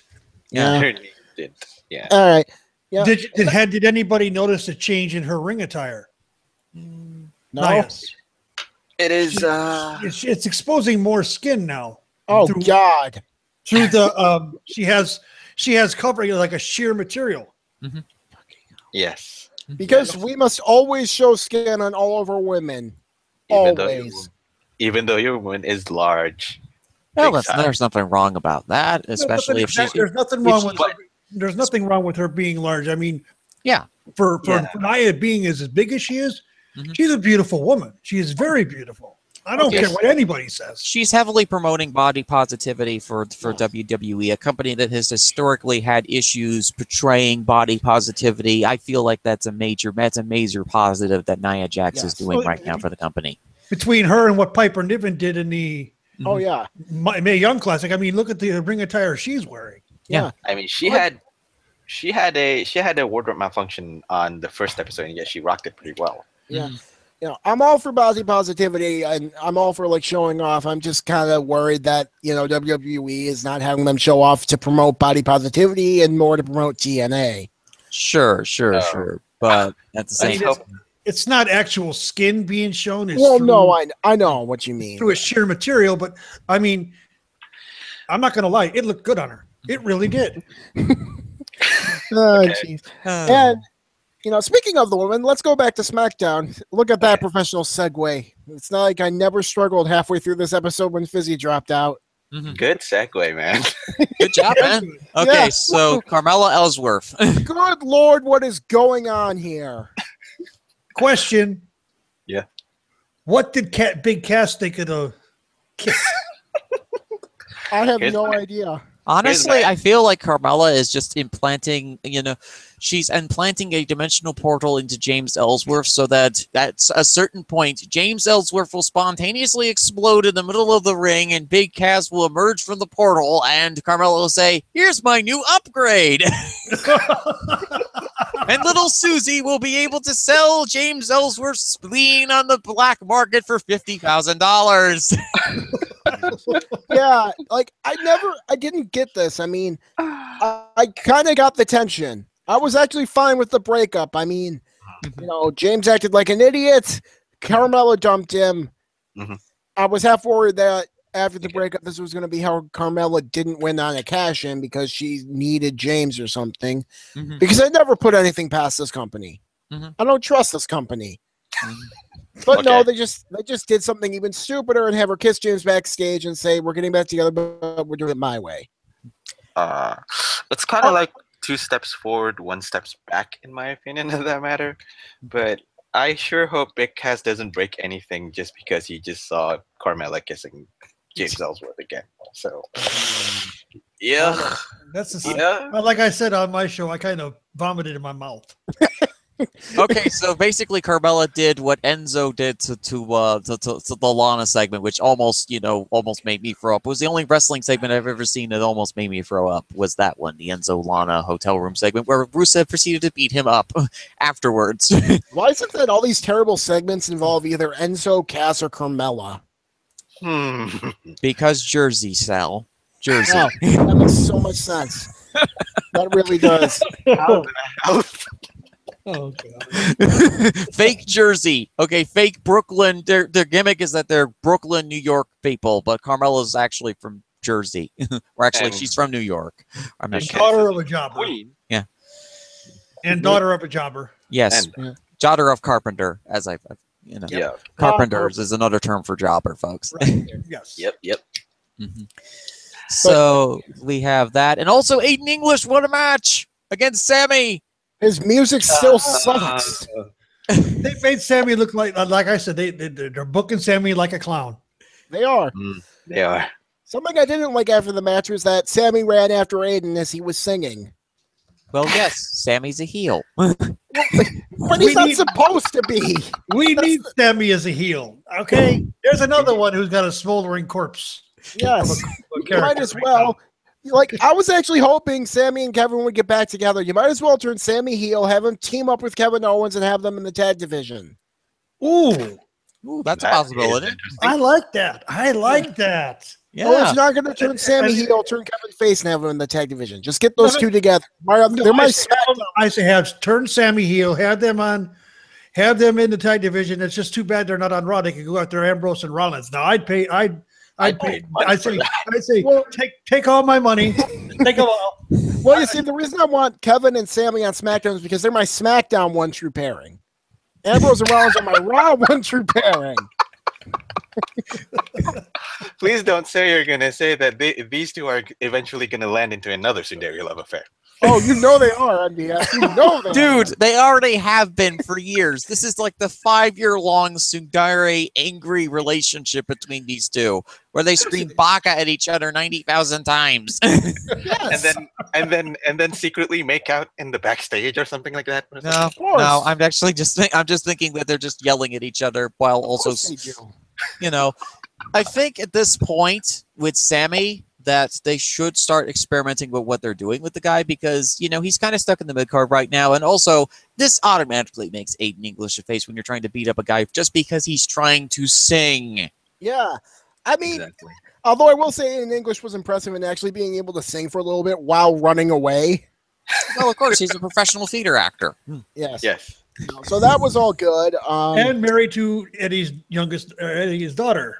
Yeah, Oh, yeah, Shaw, that's yeah. right. yeah, Shaw Guerrero. And, we also had, okay, who else wants to kick Ziggler in the face? Me. Me. I have first dibs because I hate Dolph Ziggler so much. Okay. Because I've already said this. My hate. So Fizz, are you saying your hatred of Dolph Ziggler equals my hatred of The Miz?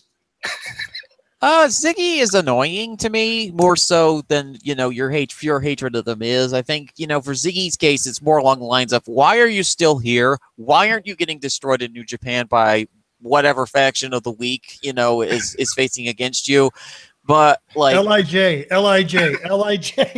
was thinking Suzuki-gun because I think okay. Ziggler should not have to face against Lij no. because Lij is just too good for Ziggler. Yes, I True. agree. I Yeah. I mean, We I don't want to already- bring down. Yeah.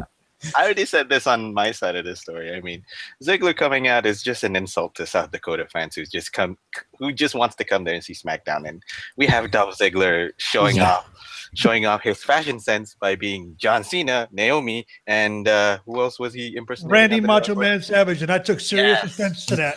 No, Yeah. here's the thing. When I saw Dolph come out as John Cena, my first thought was Miz did this so much better earlier this year. Yes, I said the same thing. But when he came out as Savage, I got mad. Yeah. Taker, I think there are pigs flying across the sky because you just praised Miz for doing something better than Dolph Ziggler. I'll give credit where credit is due. I mean, that's not really I know, but praising there's still anyone. pigs flying outside right now, Well, and I don't have my look, trebuchet out yet. Sal will remember this because I did it when he was on our show last. I gave him props for shutting Yes. Paul Heyman up. Yes, he Yes. did. Thank you. Although I will say, saying someone did something better than Dolph Ziggler, that's not really praising them. That's just stating a fact. Yes, as a stating a fact. Although honestly, I think Naomi has dibs over all of us in kicking Dolph Ziggler in the face or sending Yes. Dolph Oh, Ziggler off to God. the Usos Oh, yeah. penitentiary. Yeah. I mean, him Oh. coming out as Naomi, I mean, please give her some respect, but Yeah. come on. Oh, her husband is going to be quite displeased with you, Dolph. And remember, these are the Usos. And to add to that fact, he almost cracked his leg just doing that. Yeah. Seriously, and I love how he's all like, anyone can do this, but no one can do what I do. Motherfucker. Everyone can do what you do. And 10 times better. By being an ass to himself. Yes. Yes. Billy Gunn is taking that as an insult as well. Oh God! Don't give WWE any ideas to come out as Mr. Ass for Oh, Ziggler. come on. Well, Ziggy actually did that gimmick for a couple of years. Yeah. Do you remember the show-off gimmick where he shows off his ass? That's Yeah. No, I don't. God. I think that was when I was on hiatus from WWE for a while. Yeah. But okay. yeah, Dolph Ziggler's re-debut, I mean, it was bad, but it was a weird kind of, it was like the LeVar Ball kind of bad where I was still mildly, or not mildly, but like wildly enthralled by what was happening on screen. Mm-hmm. Like, I didn't like any of it, but it had my attention. I don't know whether that's good or bad. Oh my goodness. You know, So Yeah. that was SmackDown. You Yeah. enjoyed it? I thought SmackDown was pretty good. Yeah, from what I saw of it. You know, You were the one that decided to make freaking macaroni and cheese with mac and cheese Yes. when Orton and Nakamura match was going. Are you out of your flipping mind? well, I made it slightly before it started. It just took me so long. I did catch the end of it, and I love the ending. So you know. Yeah, seeing Nakamura counter the RKO before it Yes. even struck. Yes, that was Great. amazing. That was great. Yes. I didn't even know that it can be countered that way. To be I honest. know, that's what's awesome about it. And it was so quick. I know. Yeah, I feel like, you know, and the thing with Nakamura challenging at Hell in a Cell, this now might give me a reason to actually buy a ticket to go see it because it's in Detroit. Isn't that also at the new Little Caesars Yep. Arena? Yeah, I've seen pictures of the new Little Caesars Arena. Looks amazing. It's just a shame that the wings are going to be utterly terrible this year. Unfortunately. So I think it's that you know, we've covered a ton of time already, but let's get to one last segment, and that would be the one segment on Raw that I think we're all interested in, or at least me and Sal are, the Roman Reigns John Cena feud. Ooh. Okay. Why is your zipper open? Why do you come out here with an open zipper? Seriously. Honestly. I busted it. You know, big dog. Oh God. Yes. See, me and Duke were talking about this like right after this happened. Okay. I said, you know, I hated this. I hated the exchange between these two because it was two alpha male douches acting like two alpha male douches. Neither of them were endearing to me. They were both the kind of people that if I was at a bar for whatever reason, I would avoid those two at all times, and I would be mocking everything they say on the way back home. That's what those two were. Like, you know, you hear like, come at me, bro. Yeah, bro, you can't handle this. Whatever, bro. You know, those are the two people I would be mocking on my way home, and the people I'd be telling my friends we'd all be laughing at their idiocy. That was those two. I mean, I haven't really said this to you, Taker, because it threw off my mind. But imagine this: imagine John Cena, Roman Reigns, naked, comparing dick size. This is what that segment is. Yeah, Oh, good Lord. that seriously was what that segment was. They're trying to see who could piss farther next. Yes, Yes, they will. It's not about dick sizes anymore. It's how far you can piss. Yes. You know, it's God. a comparison of, well, bruh, I'm so better than you with this. I can lift more, bruh. Yo, Yeah. bruh, I That's can like, do this. that's like two guys. Okay, I segue to this. Two guys on a bridge. Mhm. Get into an argument about whose dick is bigger. All right? Yes. One It's they're crossing their bridge and they got to take a leak. So one whips out a dick and goes, "Oh, this water's cold." The other one says, "Yeah, and it's deep too." So we have a situation where you have these two going at it. And while you guys are going for the whole dude bro comparison, I'm going for a different comparison when it comes to Roman and John. And Don't tell. I look at this more along the lines of the mighty king who's been leading the charge for WWE for so many years in the gods of the Roman pantheon of Mount Olympus, John Cena, was known as John Caesar. Okay. And then we have Roman Bruticus. Oh my goodness. So we have the man who has been leading the charge for WWE for almost what seems like forever. It's really been since 2002, against a guy who's, the supposed heir apparent that Vince has been trying to push so hard for years and years, and Triple H has been trying to push so hard for years and years, and everybody's trying to push so hard for years and years because he is the beloved Roman Reigns. He is beloved by all. No, I don't care if people are booing the guy. They're giving him a reaction. That basically means that he is beloved by all. Yeah. Even by those who don't think they beloved him, they actually do. I know that sounds like insane fizzy logic, but there's kind of a rhyme and reason to it. So we have Jonas Caesar against Roman Bruticus in No Mercy. This particular singles match will most likely have a reaction that will not be pleasant because the story is saying Roman will most likely be winning this match over Cena. So John Cena has finally gotten a proper face reaction. All it took was to put him against the beloved Roman Reigns to make this work. Yeah. Took him long enough. Yeah. Although, fun story about this, about the exchange, Speaking about face reactions, they both got me very mad at them. And then John Cena went over and put over both members of American Alpha and The Miz. And I'm just like, why are you trying to get a face reaction out of me, John? Are you trying to escape my hatred? I think he was trying to bribe you. He was trying to bribe you. No, he was, yes. Yeah, he's bribing you. He's bribing you with your fandom of The Miz. Yes. It almost worked. I was saying, it almost worked, didn't it? It almost did. I mean, like, all things considered, he ended with fewer stab wounds than Roman after that segment was over. He still ended up with stab wounds from me, but good Lord, he was not as bad as Roman. I mean, like, he wasn't bleeding to death in front of you. Well, maybe not in front of me. No, he was bleeding in front of my friend Big Vinny, but that's a whole nother story. So all things continue. I mean, all things considered, on comparing dick sizes and seeing how far you can piss and who pisses farther, I think this one, how deep the water is. I mean, okay. At least this segment sounds a little bit more natural than last week's. Weird tear down that John took a chainsaw to Roman, and unfortunately for him, John didn't realize that the tree he was trying to cut down was actually made out of what was that material? Obsidian. It was made out of obsidian. That didn't really work. Yeah. I mean, at least it was better. It was better this week. It felt more natural and it felt more quick rather than last week, because we're slowly getting cut to pieces last week, and my goodness, it was slow and painful. Yeah, Roman did. I saw some of the stuff, and Roman was not the best in that segment last week. I mean, I know he's not the best on the mic, and that's the thing, but it really kind of showed there. I mean, he got a few good lines in, but it was still clear that John came out the winner, which, geez. Although something else I didn't really like about this segment was how Roman said, you should have beaten Jason Jordan easy.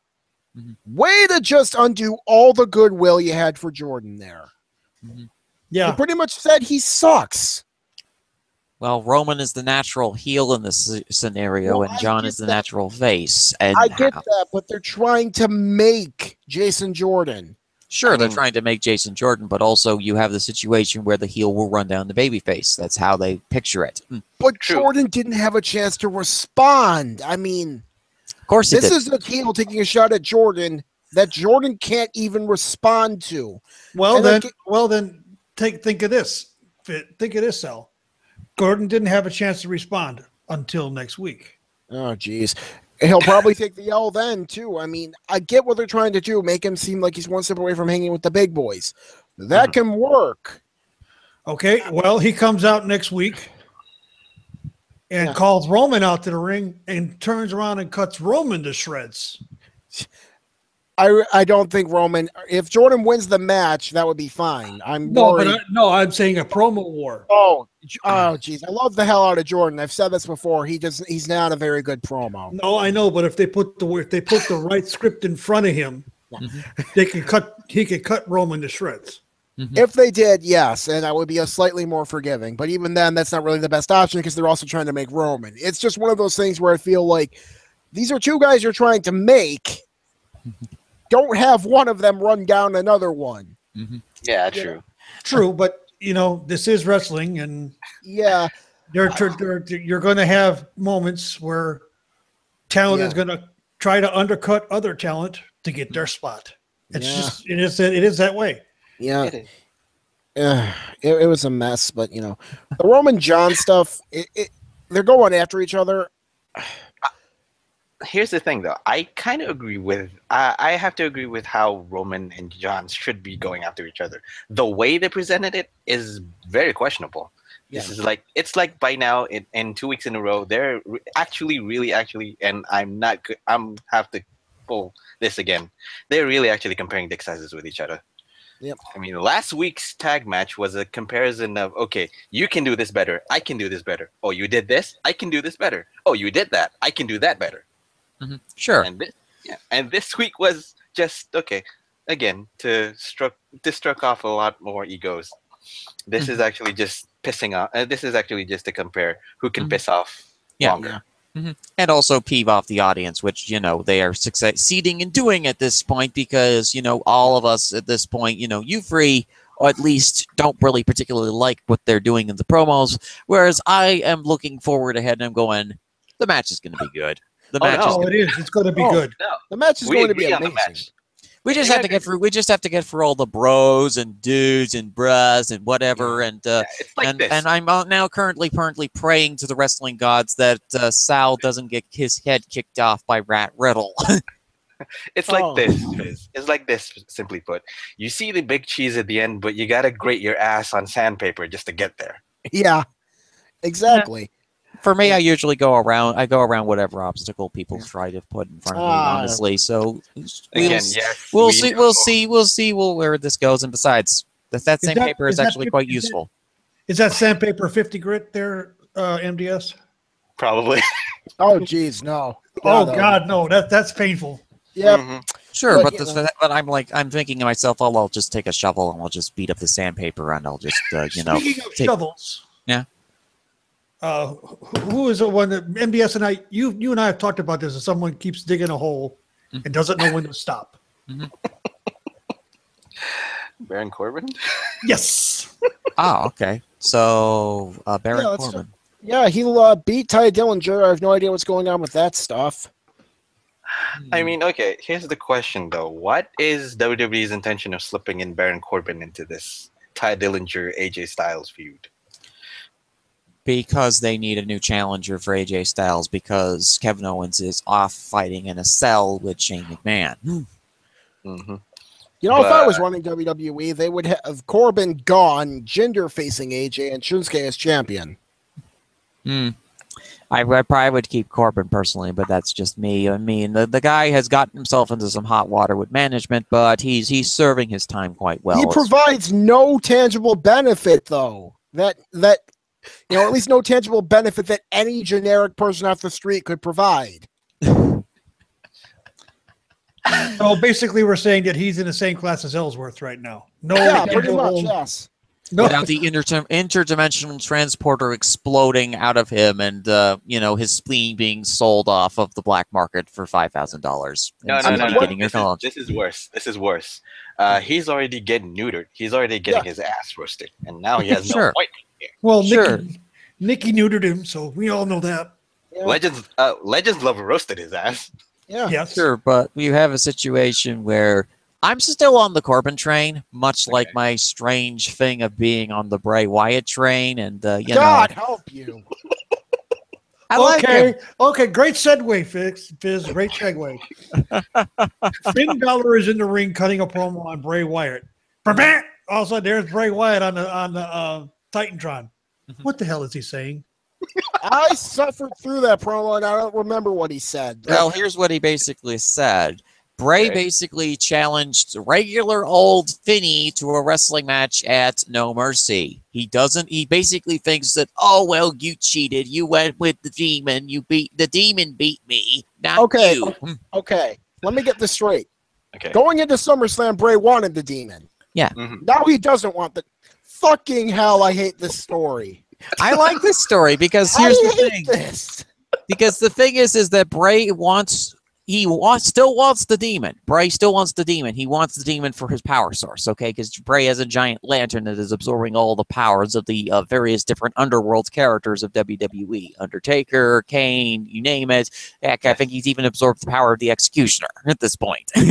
Don Jardine, there's a reference. Yeah. There's a reference for you. So we have a situation where Bray wants to keep the demon contained within the vessel known as Finn until it can absorb him. For his traditional Wyatt family kidnappings. What Wyatt family? Yeah, seriously.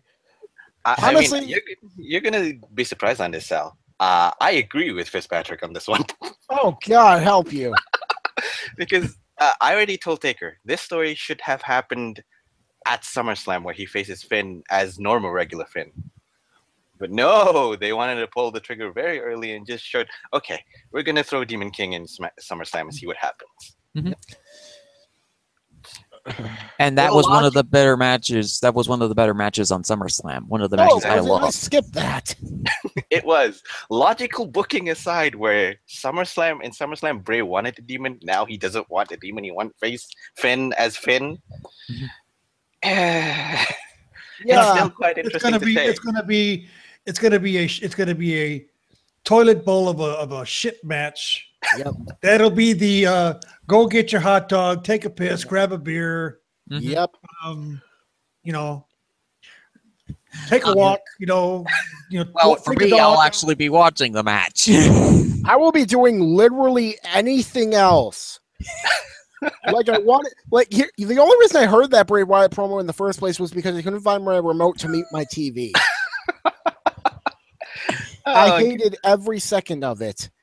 Much like I'm sure this match that Taker's Minion probably hated every second of, although I loved The Miz defeating Jeff Hardy to retain the Intercontinental Championship. Only the best part about it is that Miz did it on his own.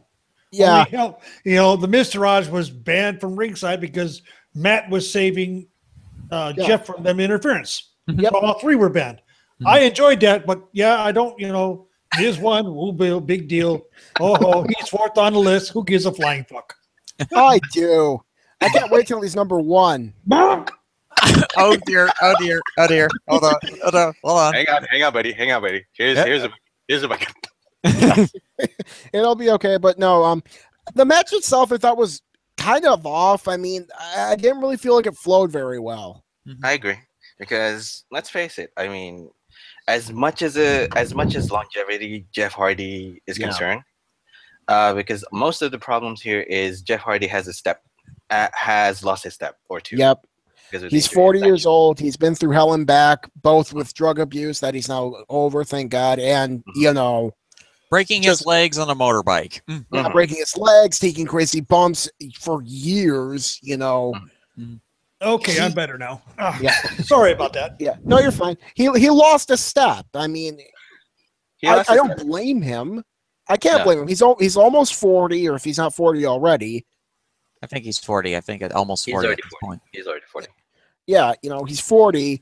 He's taken hellacious bumps. He's been doing this for like 21 years, over 20 years. I mean, I don't expect him to be able to do what he once did. But, it is what it is. Speaking of people... I just verified that. Yeah. He is 40, okay. Yeah. And then after that, we had a couple of... we had the women's tag match, which... we touched on this a bit earlier, but, Nia and Emma faced up against Sasha and Alexa, and if Nia and Emma won, they get added to the match. Seeing how earlier we mentioned it was going to be a fatal four-way, well, That's what happened. They won. They won. And Alexa found out that you really shouldn't slap a Samoan in the face. Oh, no. I mean, she might be the Pixie Hulk, but Nia Jax turned her into a pancake last time, so... Yeah. You might be the 5 feet of Fury, but she's taller than you and bigger than you and stronger than you. Yep. So please don't. Yep. After that, we had a 6-man cruiserweight stuff. Boring. I hate everything they're doing with Enzo. That match happened. That's Yeah. my opinion. That match happened. Next. I even skipped it. I even skipped it on my show. So. We skipped Yeah. it. Good. MDS, you were the smartest of me. You were smarter than me. I even skipped. Yeah. After that, we had Sheamus and Cesaro defeating Rhino and Heath Slater. Squash match at best. Yep. Yep. And then Dean Ambrose and Seth Rollins defeating Luke Gallows and Carl Anderson. Continuing their love affair. Yes. That's given me life. And at least the Good Brothers has been booked better on this one, even though they Yeah. lost. They're being used better, utilized. Sure. Yeah. Honestly, something I want is you might as well send, and I talked about this before, you might as well send Luke Harper and Eric Rowan over to Raw because you're not using them on SmackDown. Mhm. Pair them up with Bray, and then have Finn and the Good Brothers get back together. It would. Thank It could you. happen. Thank could you. I've been advocating for Finn and the Good Brothers to get together and bring the club back. Yep, you might as well do that to give them the excuse to do that because they keep on teasing it and teasing it. You know what? Give Finn the Good Brothers and have him run roughshod over the mid card for a bit. Mhm. I mean, it could happen on the next shakeup. Who knows? And also the fact that you also have to consider the storyline that they might be telling with Finn, Bray, and the Demon, where the reason that Finney isn't using the Demon as often as this point is because the Demon is starting to grab his soul. Oh yeah. Well, that's Take why that I love. say. That's why I've said I fantasy booked this before, Fizz. Yes. You have Finn using the Demon, and like he always said, it takes a part of his soul. Eventually, we know he's afraid, and he has said this publicly, that he's afraid it's going to take over completely. Mhm. Well, let's say in the next 2 to 3 times it happens. Mhm. He gets involved with the Good Brothers, Mhm. even though he's Finn Balor playing normal, and he's coming across as a face, and he gets the Good Bros to come over to him. He turns all 3 of them heel. I And can then we see bring that. Bray Wyatt with the Rowan and Harper back as the faces to combat The Demon. the Demon faction. I actually wouldn't mind doing something slightly different. What I do is I would have Finn go into that demon state one too many times, but instead of it being more like over the top demonic, the demon itself is really just more Finn's dark side, more Finn's evil heel side. And he just turns heel. And now he's, Finn, like this is the demon taking over him. And now that he's heel again, he teams back up with the Good Brothers. No, you see Finn normal when you see Finn out of the paint normally. Yeah. But he's the it's fine. demon. But you look at his eyes, and his eyes tell you a different story. Yeah, no, that's what I'm saying. Yeah, like the demon. Yeah, that's himself- basically what I'm getting at. Have it work that way. Yeah, I'll raise both of you on that go one. for it. What if Finn and the Good Brothers become so unstoppable that you need one more team to add to it? Who? Roman Reigns, Seth Rollins, Dean Ambrose. Ooh, jeez. Wow. Shield back. I know that's the huge dream a lot of people have. Oof. Mhm. I think that could That would be money. That would be printing money for years. Yeah. And then maybe we can bring in LIJ. Oh my god! A fatal 4-way 6-man tag. Yes. For the Raw Championship. Oh my God. Who from LIJ would you take? I'd take MBS, can I borrow something from you? Sure. Your drool bucket. Sure. So, yeah, I mean, I'm not personally, I wouldn't have LIJ in WWE, but that's just me because Well, no, I they know work what you so much better in Japan because of their gimmick being ungovernable in a country that is about respect and tradition. Yes, Yeah. I agree. Oh, but yeah, that's true. this Okay. is actually fantasy booking anyway. But that's fantasy booking right there. But oh Yes. my God. Mhm. Yes. I would need several drool buckets for that. I'd be changing it every 10 minutes, to take it and dump it. Yeah. Sure. I mean, here's the thing: you can say that we already seen the Shield and Bray Wyatt. Why not do it a triple threat where they can switch it up? Yeah. Bray Wyatt is another force that the Shield needs to combat, and there's that, and they also need to combat against Finn Balor and the Good Brothers. So there's Also, the Shield has actually never done well against the Wyatt family before. The Wyatt family actually is up on them in win totals. Yep. exactly. True. Would be interesting, and they did have some awesome trios matches Mhm. back in 2014. So Mhm. 2014. Exactly. I raised you guys a lot there. Yeah, you did. That ain't a bad idea. And there was one more segment on Raw. Mhm. We had beef in a cage. Oh, Big Show versus Braun Strowman. Yes, that destructive match. Top That rope match elbow was- drop from Big Show, first time in 15 years. Yep. That My, got a pop out of Taker, to be honest. My Oh, yeah. God, did he hit I that? could hear the pop from here. So that's one less ring that WWE has to use. Well, I mentioned this on our show this morning when because when they did the ring collapse. Remember when the ring collapsed when Strowman superplexed Show off the top rope? Mhm. Yep. You saw the ring give Yeah. before. When they did the superplex spot in the cage, that ring had no give. Nope. That thing was as hard as a boxing ring. They reinforced it for that matter. Oh yeah, no, they reinforced the ring. They didn't want it breaking. Mhm. It just so Another- happened that they couldn't reinforce the cage. Yeah. Another. I knew that was going to happen because it's happened once before with Stone Cold or Paul White, aka Big Show, throwing Stone Cold through the old gorilla cage, Yep. zoo cage. Yeah. I think Mark Henry ripped the cage off by hand himself because they had accidentally locked it as well. There's Yes. one. Mhm.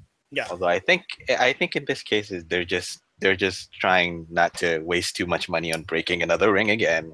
There's Yeah. that. Yeah. And the fact that, it's always nice to see someone go through the cage door.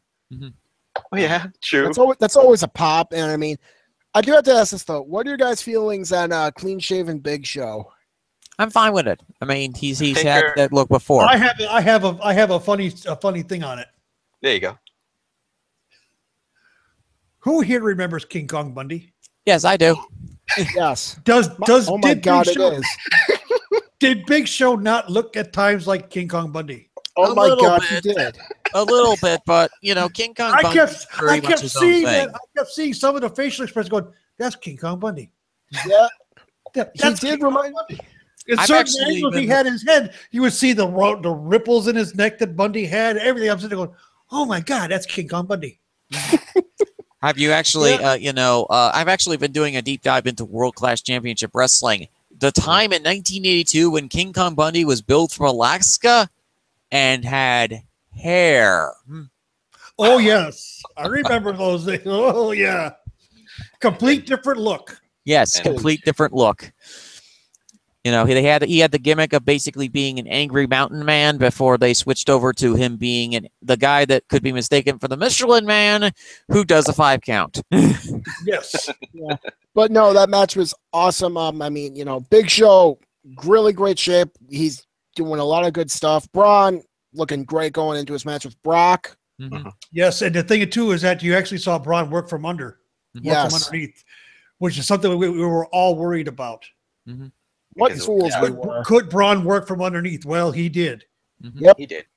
And So- and it's I think in all matters of respect, this was a great spectacle in and of itself because I think back in our show, I've actually said it well. If John Cena and Jason Jordan was the best wrestling match on Raw, this one would be the best spectacle, and it was a perfect way of ending Raw this week.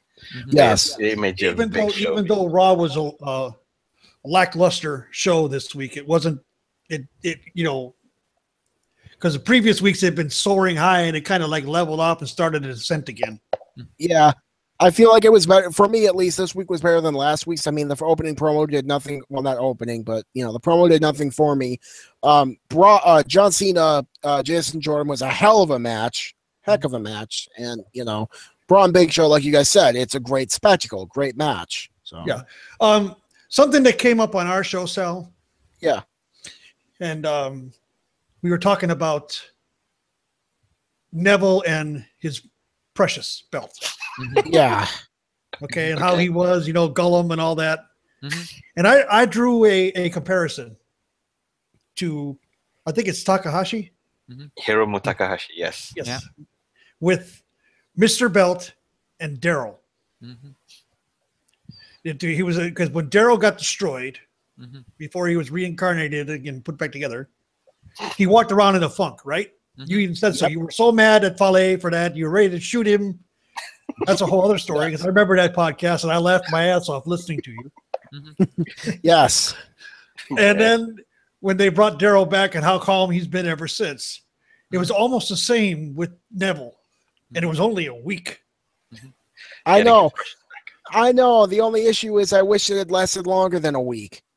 Uh, I agree, but I mean, still, it was something I didn't see that until just recently. I just figured that out like a couple days ago. And I'm going, shit.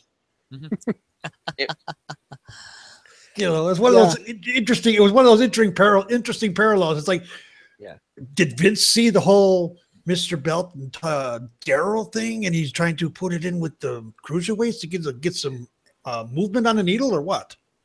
Or maybe somebody on the creative team on the cruiserweight side of things saw that segment and went, and because Vince, when it comes to lower card stuff, Vince is very agreeable when it comes to that kind of thing because it makes him a little bit of money, but it's not like, he has to invest a lot of time into it. Yeah. My biggest issue with the cruiserweights right now is that they're pushing Enzo. I don't mind at this point because the guy is a literal heat magnet for right and wrong reasons. Well, it gives the cruiserweight division a little bit of extra fire, and it also showcases a lot of the other acts that they have right now on the cruiserweight roster. The issue with that, in my opinion, is they were getting guys like Tozawa over. Was he as over as Enzo? No, but he was starting to get reactions. Like, there was stuff happening with him. You could see the crowd getting behind him. Tozawa was getting traction, lots of traction. Yes, he was. And they killed it for Enzo. Yeah, I agree. I mean, I agree on both fronts. I agree on both Fizz. I agree on both you, Sal, because we already discussed it on our show. If you slot in Enzo, what becomes of the other talents on the cruiserweight division? Are they going to be shoehorned into just meaningless storylines or just 6-man tags that we've seen on Raw? It's useless in and all of itself just to showcase how Enzo is. But then again, Enzo is quite literally a heat magnet, and WWE is trying to capitalize on that one. Unfortunate on that end. So I mean, I'm not saying they don't even need to bring Enzo in. You can bring him in. I just wouldn't keep him in the title picture. He's still getting your division the heat you want. Have him be that guy in 6-man tags who pops people. You know. Let me ask you this question, Sal. Do you want the cruiserweight division to continue with Neville as a champ? Or I would have kept it on Tozawa, personally. Okay, or do you want it off of Neville? Take it off of Neville, put it on Enzo for now. Have Tozawa take it from Enzo. If it means bringing back Pouty Neville, who lost his precious, then sure, yeah. Yeah, I guess. I mean, I really don't like any of those options, mainly because I felt the story with Tozawa and Neville would have worked better. I mean, Enzo kind of throws a monkey wrench into that. But if I have to choose between one or the other, I'm taking the one that eventually gets Tozawa the belt back because I'm a huge fan of Tozawa. So. Oh, I like Tozawa too. Don't get me wrong. I mean, when I first saw him, I was like, I'm not sure. And I hate to say it, but the little bastard grew on me. Yeah, my biggest thing right now is where the hell has he been? Basically, he's been road tripping with Titus Worldwide. Yeah, I know. He's already been at the House of Strange, I think. Yeah. Strange. Yeah. I'm half hoping that they I saw a tweet Titus out saying we're going on a road trip for team building, and I asked him this: are you guys gonna have like an anime style training arc? I want that for them. I think honestly, at this point, what they're trying to do is that there is some concern about Tozawa's shoulder. So I think that they're giving him some time off to heal from that injury because the cruiserweight division has also been hammer-strung by back-breaking injuries to a lot of their stars. And also, here's the thing. I see the Enzo Amore situation as, look, I don't like Enzo right now, but here's the important thing. He basically is filling the slot that Austin Aries had on that roster. Oh, and God. I do believe at least Austin that Aries, Mr. Little Man would have got with a short man complex. Yeah, he's got the Napoleon complex. Yeah. Yes, the guy with the Napoleon complex. That's the guy Enzo's replacing. He actually is a slight improvement than a older, washed up Austin Aries, who now is auditioning for whatever remake of Coneheads they're going to come up with. Isn't so better than Austin? I mean, he's a good in-ring worker, but the problem is that he bashed heads with the creative team and caused endless amounts of strife. Enzo's also causing endless amounts of strife, but it's a lot less than what Austin was doing. Is it a lot less, though? That's my question. He's But constantly... Enzo's heat is not with creative, it's with the damn locker room. Yeah. I mean, Austin's a piece of crap, don't get me wrong. I mean, Enzo's I can't really call either one of them better than the other. It's like choosing between cancer or syphilis, you know? They both suck. No, you mean cancer and herpes, okay? Or, yeah, what you're stuck with for life. Yeah, whatever. You know, it's like, it's one of those things where it's like, they both suck, and I wouldn't wish them on anybody. Sure, but at the same time, WWE is going to go in the situation where Enzo is at least over. That's the one saving grace that this guy has over anybody else. And I don't like playing devil's advocate in this situation, but compared to Austin Aries, who currently is being launched out of a trebuchet into the Bermuda Triangle, you know, he's a bit of an improvement compared to... Austin was over, though. A lot of people forget. Like, I know Austin was over, but again, headaches to the creative team. Guy was a massive headache to the creative team. Enzo hasn't been a headache to the creative team because he basically realizes that this is his last chance, and he's going to basically go the Seth Rollins route and try, hopefully, to be on his best behavior from now on. I don't think he will, though. He really hasn't shown me any of that. I mean, he might be good to the creative people. Like Taker said earlier, to the locker room, he's a cancer. Sure. He's been, you know, one of the most, well, maybe not a cancer, but a toxic. He's toxic in that locker room. Sure, he's toxic, but... Well, I mean, there was an incident where Roman Reigns basically took him off the bus because he was talking about salaries. Yeah. On a cell phone in front of everybody. You know, that's nobody's business. Yep. This is really not a good thing, but, you know. Yeah. It is what it is. We have to make the best of it at this point. Vince gonna Vince, like I've said before. And if it moves needles on the 205 Live, all the better for it. Even also, if it is the lesser thing with Enzo, continue. Now, can we talk a little bit about the Mae Young, or did you guys already cover that? No, we're going to be covering the Mae Young next week. We're going to dedicate we're going to dedicate most of the show to that, along with the sumo tournament. Oh, yes. So basically, we're going to do that. As we covered the Mae Young's rounds, the second round all the way to the semis today. Yep. That's what ran us long. Yeah. I unfortunately was not able to catch it. I mentioned this earlier in the show while you guys were finishing up that my stream, I talked to MDS, I talked to you about this during the time. My stream got all crappy and I couldn't really watch anything. I meant to go back and watch it, but then like school happened and everything got in the way. So that's fine. That's fine. I'm not mad at you. Don't worry. Yeah, no, I know. But why should you be mad at not watching it?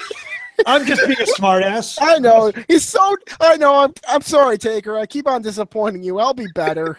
Oh God, please.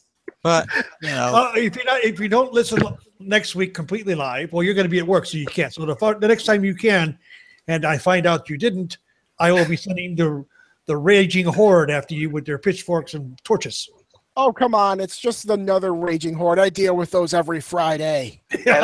Or I can do one up better for Taker. I can just send you an angry mob of shippers to you. That would be good. God, no, not them. No, how about an angry mob of samurai? Angry mob of samurai shippers. Oh God, no, not them. He already has a horde of sumo wrestlers going after him, guys. I think we should probably let them have the dibs first. Oh, come on.